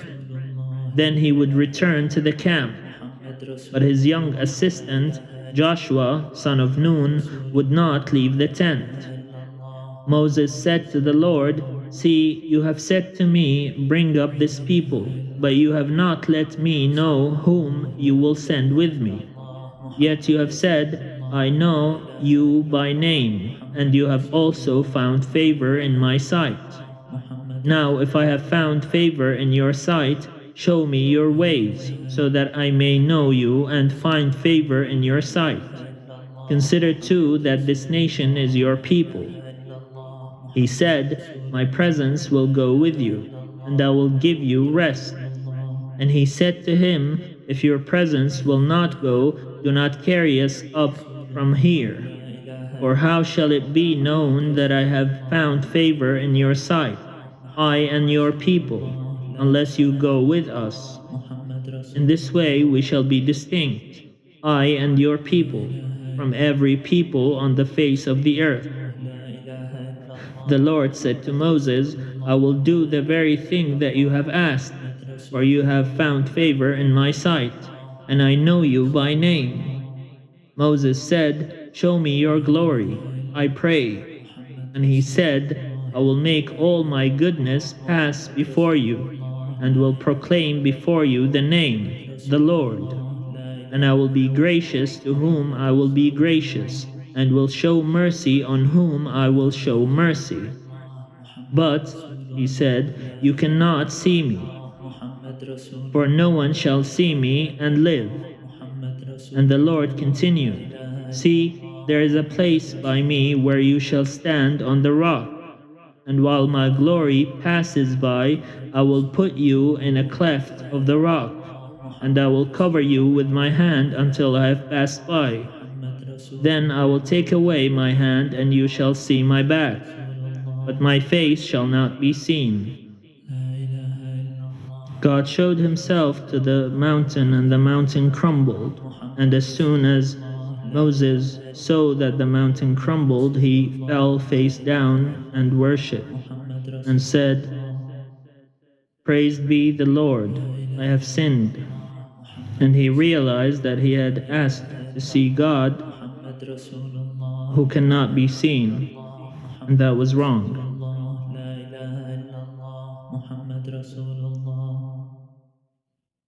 Chapter 34. The Lord said to Moses, "Cut 2 tablets of stone like the former ones, and I will write on the tablets the words that were on the former tablets, which you broke. Be ready in the morning, and come up in the morning to Mount Sinai, and present yourself there to me, on the top of the mountain. No one shall come up with you, and do not let anyone be seen throughout all the mountain, and do not let flocks or herds graze in front of the mountain." So Moses cut 2 tablets of stone like the former ones, and he rose early in the morning and went up on Mount Sinai, as the Lord had commanded him, and took in his hand the 2 tablets of stone. The Lord descended in the cloud and stood with him there, and proclaimed the name, "The Lord." The Lord passed before him and proclaimed, "The Lord, the Lord, a God merciful and gracious, slow to anger, and abounding in steadfast love and faithfulness, keeping steadfast love for the 1,000th generation, forgiving iniquity and transgression and sin, yet by no means clearing the guilty, but visiting the iniquity of the parents upon the children and the children's children to the 3rd and the 4th generation." And Moses quickly bowed his head toward the earth and worshipped. He said, "If now I have found favor in your sight, O Lord, I pray, let the Lord go with us. Although this is a stiff-necked people, pardon our iniquity and our sin, and take us for your inheritance." He said, "I hereby make a covenant before all your people. I will perform marvels such as have not been performed in all the earth or in any nation, and all the people among whom you live shall see the work of the Lord, for it is an awesome thing that I will do with you. Observe what I command you today. See, I will drive out before you the Amorites, the Canaanites, the Hittites, the Perizzites, the Hivites, and the Jebusites. Take care not to make a covenant with the inhabitants of the land to which you are going, or it will become a snare among you. You shall tear down their altars, break their pillars, and cut down their sacred poles. Or you shall worship no other God, because the Lord, whose name is jealous, is a jealous God. You shall not make a covenant with the inhabitants of the land, for when they prostitute themselves to their gods and sacrifice to their gods, someone among them will invite you, and you will eat of the sacrifice, and you will take wives from among their daughters for your sons, and their daughters who prostitute themselves to their gods will make your sons also prostitute themselves to their gods. You shall not make cast idols. You shall keep the festival of unleavened bread. 7 days you shall eat unleavened bread, as I commanded you, at the time appointed in the month of Abib. For in the month of Abib you came out from Egypt. All that first opens the womb is mine. all your male livestock, the firstborn of cow and sheep, the firstborn of a donkey you shall redeem with a lamb. Or if you will not redeem it, you shall break its neck. All the firstborn of your sons you shall redeem. No one shall appear before me empty-handed. 6 days you shall work, but on the 7th day you shall rest. Even in plowing time and in harvest time you shall rest. You shall observe the festival of weeks, the first fruits of wheat harvest, and the festival of ingathering at the turn of the year. 3 times in the year all your males shall appear before the Lord God, the God of Israel. For I will cast out nations before you, and enlarge your borders. No one shall covet your land when you go up to appear before the Lord your God 3 times in the year. You shall not offer the blood of my sacrifice with leaven, and the sacrifice of the festival of the Passover shall not be left until the morning. The best of the first fruits of your ground you shall bring to the house of the Lord your God. You shall not boil a kid in its mother's milk. The Lord said to Moses, "Write these words. In accordance with these words I have made a covenant with you and with Israel." He was there with the Lord 40 days and 40 nights. He neither ate bread nor drank water. And he wrote on the tablets the words of the covenant, the 10 Commandments. Moses came down from Sinai, as he came down from the mountain with the 2 tablets of the covenant in his hand. Moses did not know that the skin of his face shone because he had been talking with God. When Aaron and all the Israelites saw Moses, the skin of his face was shining, and they were afraid to come near him.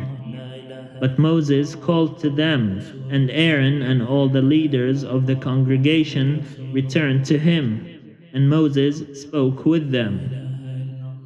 Afterward, all the Israelites came near, and he gave them in commandment all that the Lord had spoken with him on Mount Sinai.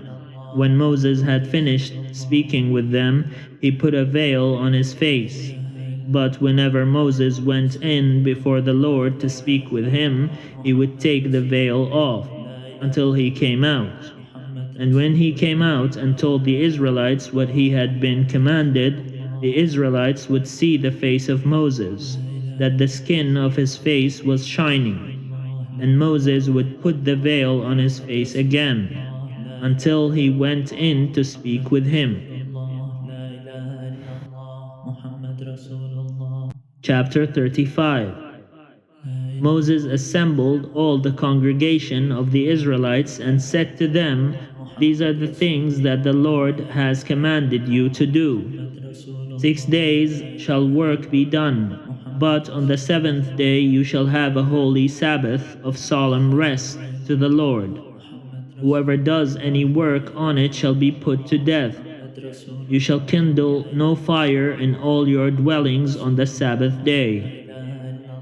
Moses said to all the congregation of the Israelites, "This is the thing that the Lord has commanded. Take from among you an offering to the Lord.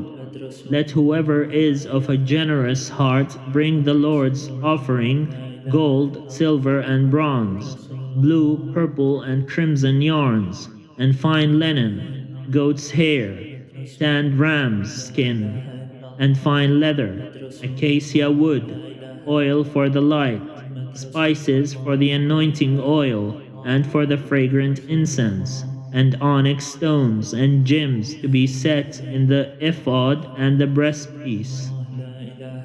All who are skillful among you shall come and make all that the Lord has commanded: the tabernacle, its tent and its covering, its clasps and its frames, its bars, its pillars and its bases, the ark with its poles, the mercy seat, and the curtain for the screen, the table with its poles, and all its utensils, and the bread of the presence. The lampstand also for the light, with its utensils and its lamps, and the oil for the light, and the altar of incense, with its poles, and the anointing oil and the fragrant incense, and the screen for the entrance of the tabernacle, the altar of burnt offering, with its grating of bronze, its poles, and all its utensils, the basin with its stand, the hangings of the court, its pillars and its bases, and the screen for the gate of the court, the pegs of the tabernacle and the pegs of the court and their cords, the finely worked vestments for ministering in the holy place, the holy vestments for the priest Aaron, and the vestments of his sons for their service as priests. Then all the congregation of the Israelites withdrew from the presence of Moses, and they came, everyone whose heart was stirred, and everyone whose spirit was willing, and brought the Lord's offering to be used for the tent of meeting, and for all its service, and for the sacred vestments. So they came, both men and women. All who were of a willing heart brought brooches and earrings and signet rings and pendants, all sorts of gold objects, everyone bringing an offering of gold to the Lord. And everyone who possessed blue or purple or crimson yarn, or fine linen, or goat's hair, or tanned ram's skins, or fine leather, brought them. Everyone who could make an offering of silver or bronze brought it as the Lord's offering. And everyone who possessed acacia wood of any use in the work brought it. All the skillful women spun with their hands, and brought what they had spun in blue and purple and crimson yarns and fine linen. All the women whose hearts moved them to use their skill spun the goat's hair. And the leaders brought onyx stones and gems to be set in the ephod and the breastpiece, and spices and oil for the light, and for the anointing oil, and for the fragrant incense. All the Israelite men and women whose hearts made them willing to bring anything for the work that the Lord had commanded by Moses to be done, brought it as a freewill offering to the Lord. Then Moses said to the Israelites, "See, the Lord has called by name Bezalel, son of Uri, son of Hur, of the tribe of Judah. He has filled him with divine spirit, with skill, intelligence, and knowledge in every kind of craft, to devise artistic designs, to work in gold, silver, and bronze, in cutting stones for settling, and in carving wood, in every kind of craft. And he has inspired him to teach both him and Oholiab, son of Ahisamach, of the tribe of Dan. He has filled them with skill to do every kind of work done by an artisan, or by a designer, or by an embroiderer in blue, purple, and crimson yarns, and in fine linen, or by a weaver, by any sort of artisan or skilled designer."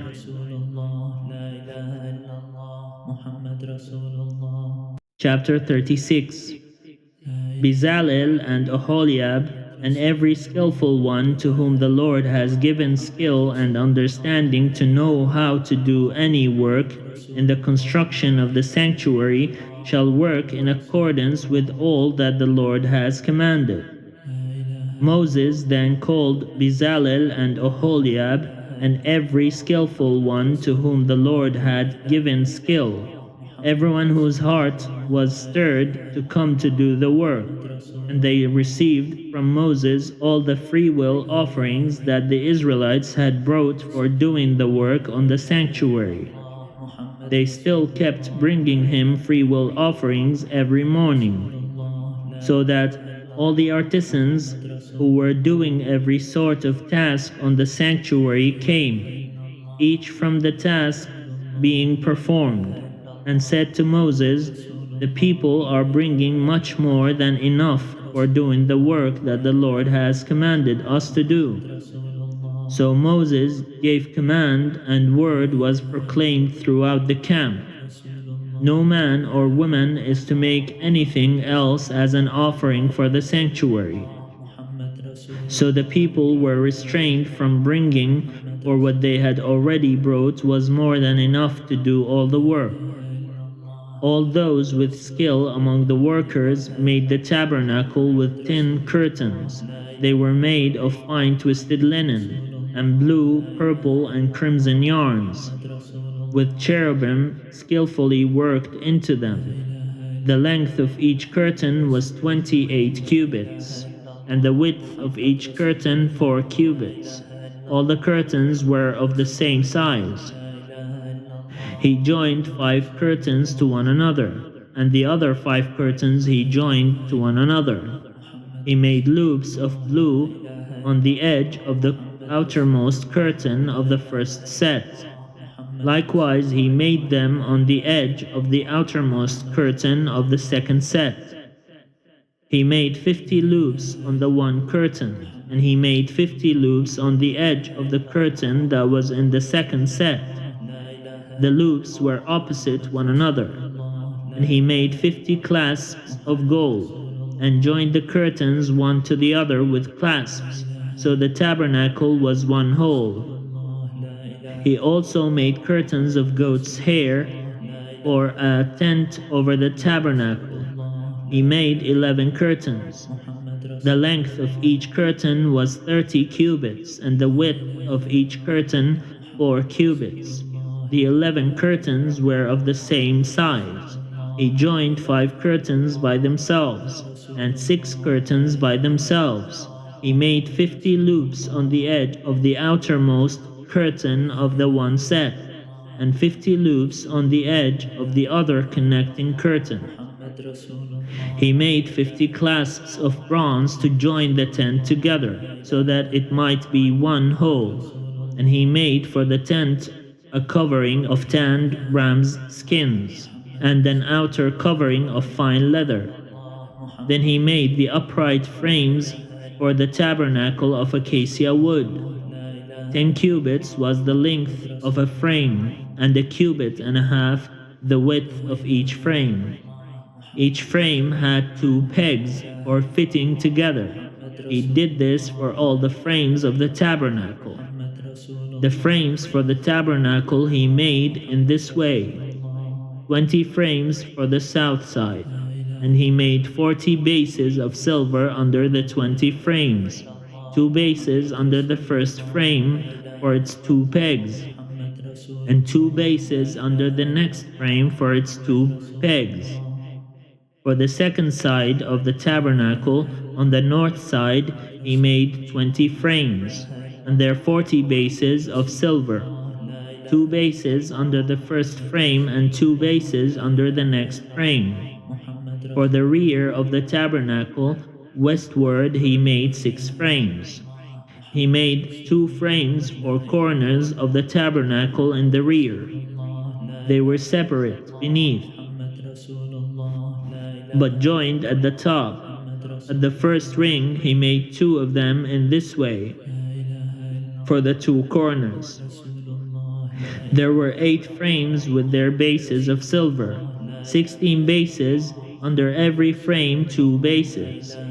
He made bars of acacia wood, 5 for the frames of the one side of the tabernacle, and 5 bars for the frames of the other side of the tabernacle, and 5 bars for the frames of the tabernacle at the rear westward.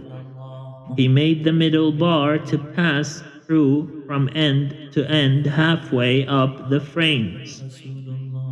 And he overlaid the frames with gold, and made rings of gold for them to hold the bars, and overlaid the bars with gold.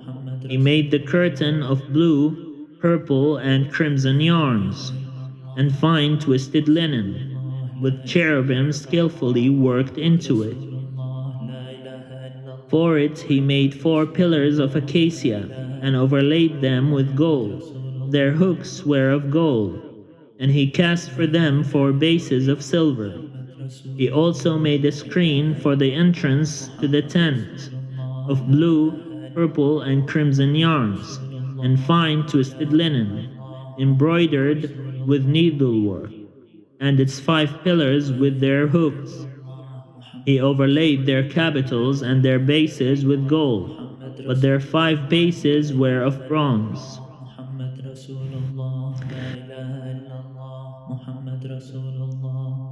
Chapter 37. Bezalel made the ark of acacia wood. It was 2.5 cubits long, a cubit and a half wide, and a cubit and a half high. He overlaid it with pure gold, inside and outside, and made a molding of gold around it. He cast for it 4 rings of gold for its 4 feet, 2 rings on its one side, and 2 rings on its other side. He made poles of acacia wood, and overlaid them with gold, and put the poles into the rings on the sides of the ark, to carry the ark. He made a mercy seat of pure gold. 2 cubits and a half was its length, and a cubit and a half its width. He made 2 cherubim of hammered gold. At the 2 ends of the mercy seat he made them, 1 cherub at the one end, and 1 cherub at the other end. Of one piece with the mercy seat, he made the cherubim at its 2 ends. The cherubim spread out their wings above, overshadowing the mercy seat with their wings. They faced one another. The faces of the cherubim were turned toward the mercy seat. He also made the table of acacia wood, 2 cubits long, 1 cubit wide, and a cubit and a half high. He overlaid it with pure gold, and made a molding of gold around it. He made around it a rim a hand breadth wide, and made a molding of gold around the rim. He cast for it 4 rings of gold, and fastened the rings to the 4 corners of its 4 legs. The rings that held the poles used for carrying the table were close to the rim. He made the poles of acacia wood to carry the table, and overlaid them with gold. And he made the vessels of pure gold that were to be on the table, its plates and dishes for incense, and its bowls and flagons with which to pour drink offerings. He also made the lampstand of pure gold. The base and the shaft of the lampstand were made of hammered work. Its cups, its calyxes, and its petals were of one piece with it. There were 6 branches going out of its sides, 3 branches of the lampstand out of one side of it, and 3 branches of the lampstand out of the other side of it. 3 cups shaped like almond blossoms, each with calyx and petals, on one branch, and 3 cups shaped like almond blossoms, each with calyx and petals on the other branch. So for the 6 branches going out of the lampstand. On the lampstand itself there were 4 cups shaped like almond blossoms, each with its calyxes and petals. There was a calyx of one piece with it under the first pair of branches, a calyx of one piece with it under the next pair of branches, and a calyx of one piece with it under the last pair of branches. Their calyxes and their branches were of one piece with it, the whole of it one hammered piece of pure gold. He made its 7 lamps, and its snuffers, and its trays of pure gold. He made it and all its utensils of a talent of pure gold. He made the altar of incense of acacia wood, 1 cubit long and 1 cubit wide. It was square, and was 2 cubits high. Its horns were of one piece with it. He overlaid it with pure gold, its top and its sides all around, and its horns, and he made for it a molding of gold all around, and made 2 golden rings for it under its molding, on 2 opposite sides of it, to hold the poles with which to carry it. And he made the poles of acacia wood, and overlaid them with gold. He made the holy anointing oil also, and the pure fragrant incense, blended as by the perfumer. Chapter 38. He made the altar of burnt offering also of acacia wood. It was 5 cubits long, and 5 cubits wide. It was square, and 3 cubits high. He made horns for it on its 4 corners. Its horns were of one piece with it, and he overlaid it with bronze.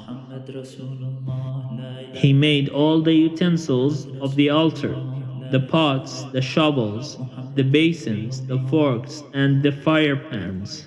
All its utensils he made of bronze. He made for the altar a grating, a network of bronze under its ledge, extending halfway down.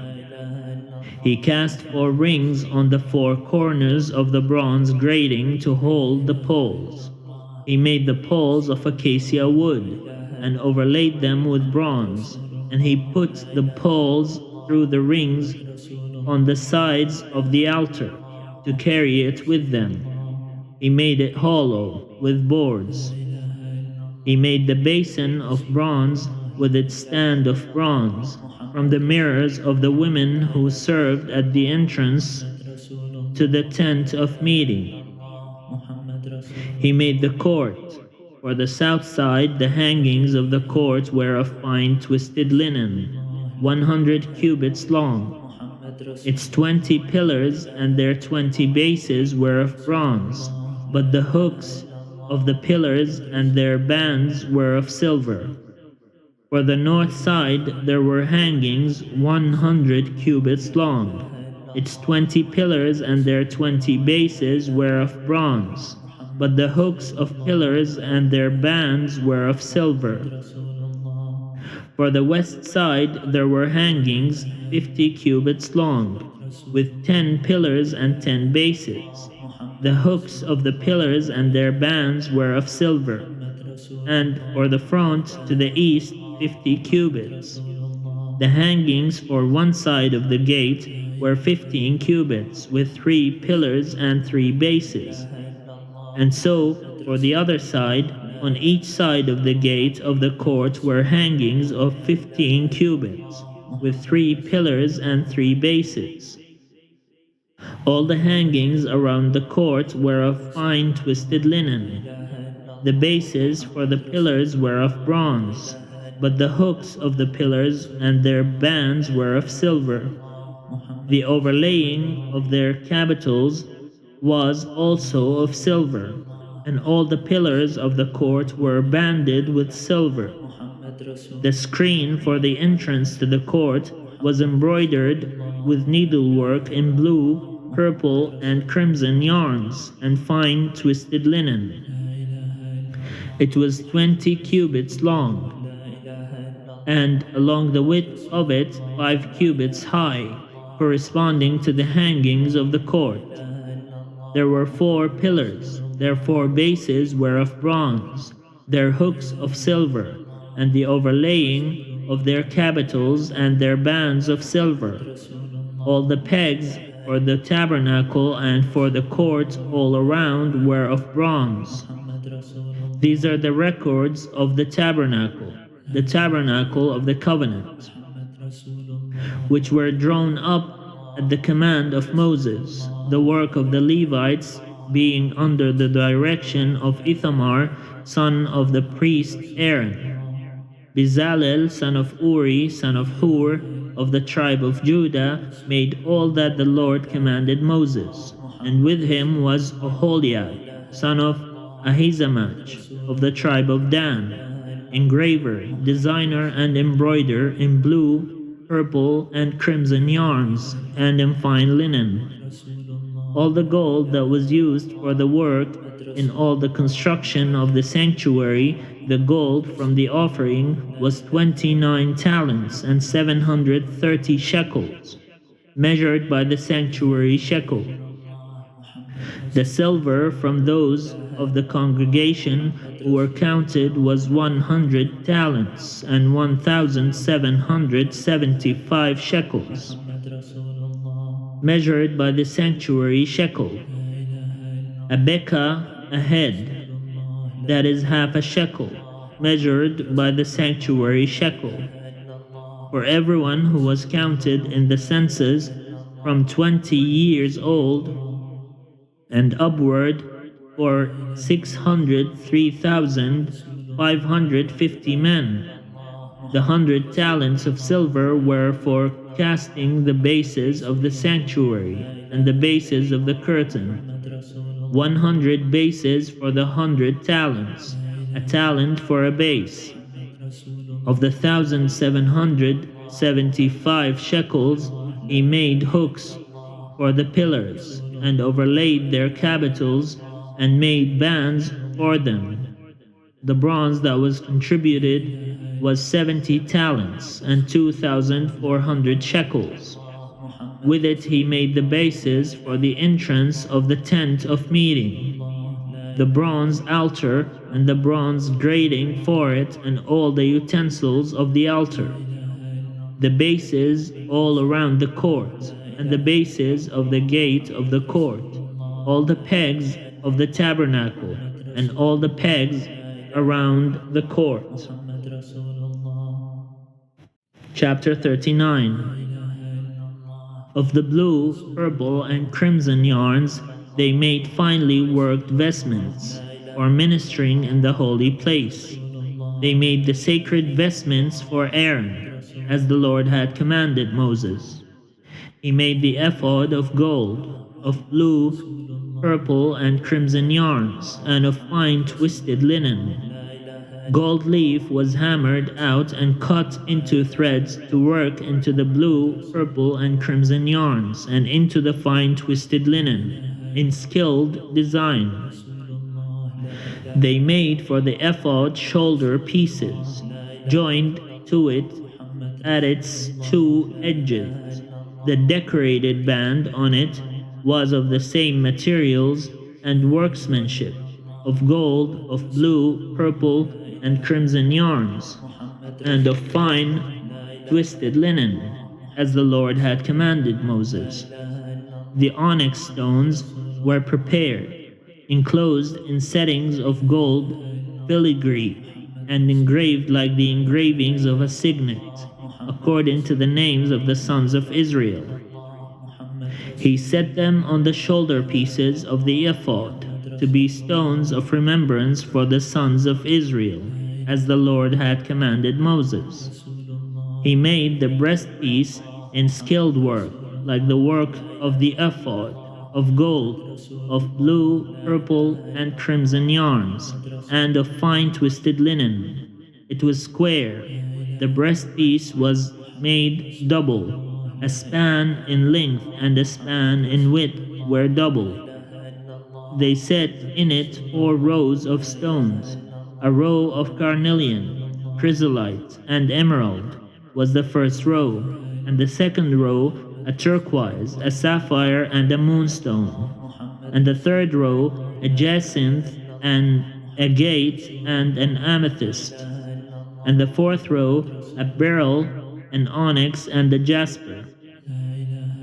They were enclosed in settings of gold filigree. There were 12 stones with names corresponding to the names of the sons of Israel. They were like signets, each engraved with its name, for the 12 tribes.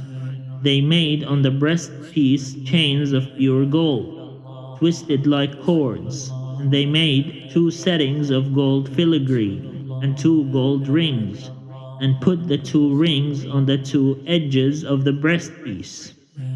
And they put the 2 cords of gold in the 2 rings at the edges of the breastpiece.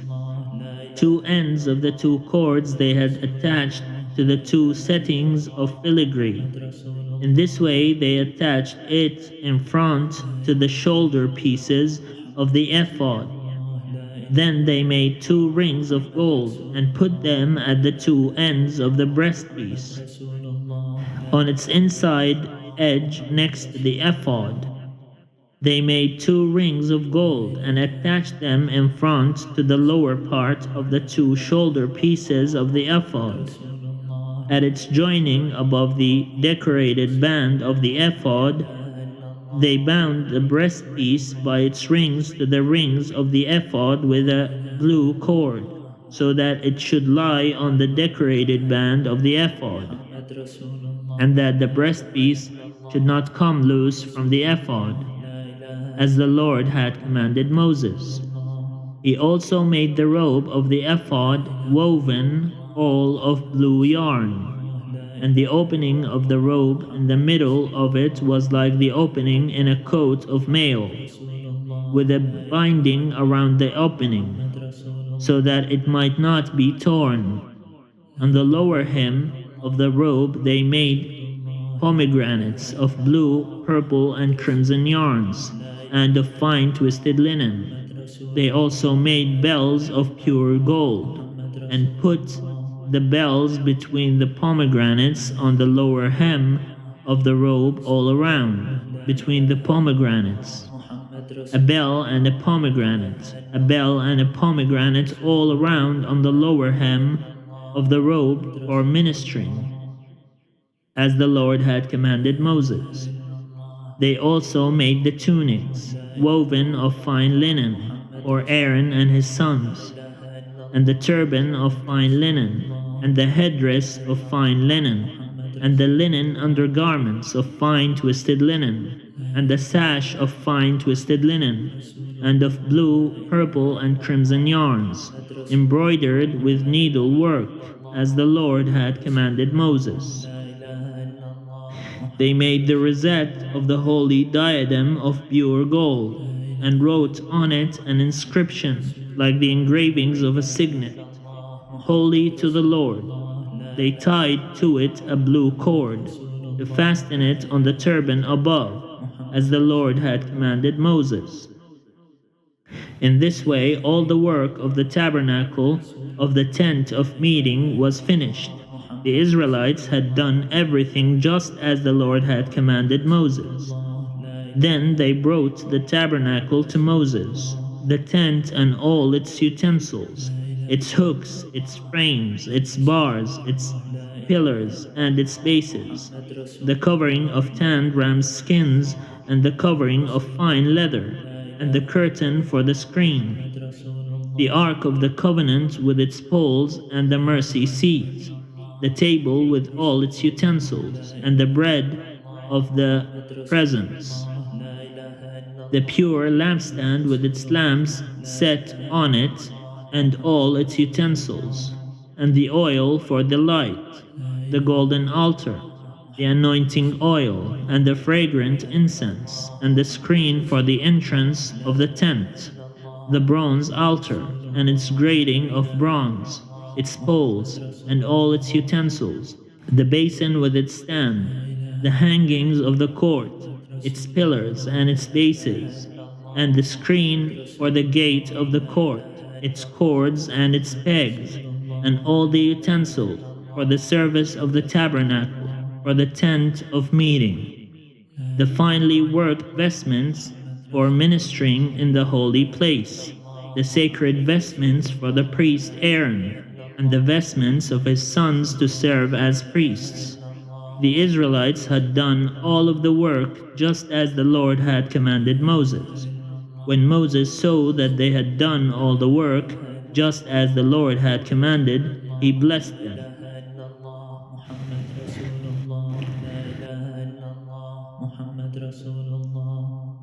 Chapter 40. The Lord spoke to Moses. On the first day of the first month you shall set up the tabernacle of the tent of meeting. You shall put in it the ark of the covenant, and you shall screen the ark with the curtain. You shall bring in the table and arrange its setting, and you shall bring in the lampstand and set up its lamps, You shall put the golden altar for incense before the Ark of the Covenant, and set up the screen for the entrance of the tabernacle. You shall set the altar of burnt offering before the entrance of the tabernacle of the tent of meeting, and place the basin between the tent of meeting and the altar, and put water in it. You shall set up the court all around, and hang up the screen for the gate of the court. Then you shall take the anointing oil, and anoint the tabernacle and all that is in it, and consecrate it and all its furniture, so that it shall become holy. You shall also anoint the altar of burnt offering and all its utensils, and consecrate the altar, so that the altar shall be most holy. You shall also anoint the basin with its stand, and consecrate it. Then you shall bring Aaron and his sons to the entrance of the tent of meeting, and shall wash them with water, and put on Aaron the sacred vestments, and you shall anoint him and consecrate him, so that he may serve me as priest. You shall bring his sons also, and put tunics on them, and anoint them, as you anointed their father, that they may serve me as priests. And their anointing shall admit them to a perpetual priesthood throughout all generations to come. Moses did everything just as the Lord had commanded him. And the first month, in the second year, on the first day of the month, the tabernacle was set up. Moses set up the tabernacle. He laid its bases, and set up its frames, and put in its poles, and raised up its pillars. And he spread the tent over the tabernacle, and put the covering of the tent over it, as the Lord had commanded Moses. He took the covenant and put it into the ark, and put the poles on the ark, and set the mercy seat above the ark.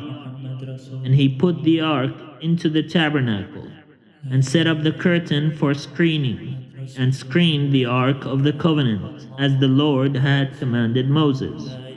He put the table in the tent of meeting on the north side of the tabernacle, outside the curtain, and set the bread in order on it before the Lord, as the Lord had commanded Moses.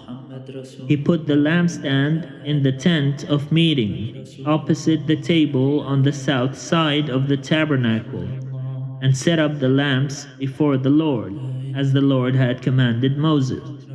He put the golden altar in the tent of meeting before the curtain, and offered fragrant incense on it, as the Lord had commanded Moses. He also put in place the screen for the entrance of the tabernacle. He set the altar of burnt offering at the entrance of the tabernacle of the tent of meeting, and offered on it the burnt offering and the grain offering, as the Lord had commanded Moses. He set the basin between the tent of meeting and the altar, and put water in it for washing, with which Moses and Aaron and his sons washed their hands and their feet, when they went into the tent of meeting, and when they approached the altar they washed, as the Lord had commanded Moses. He set up the court around the tabernacle and the altar, and put up the screen at the gate of the court. So Moses finished the work. Then the cloud covered the tent of meeting, and the glory of the Lord filled the tabernacle. Moses was not able to enter the tent of meeting because the cloud settled upon it, and the glory of the Lord filled the tabernacle. Whenever the cloud was taken up from the tabernacle, the Israelites would set out on each stage of their journey. But if the cloud was not taken up, then they did not set out until the day that it was taken up.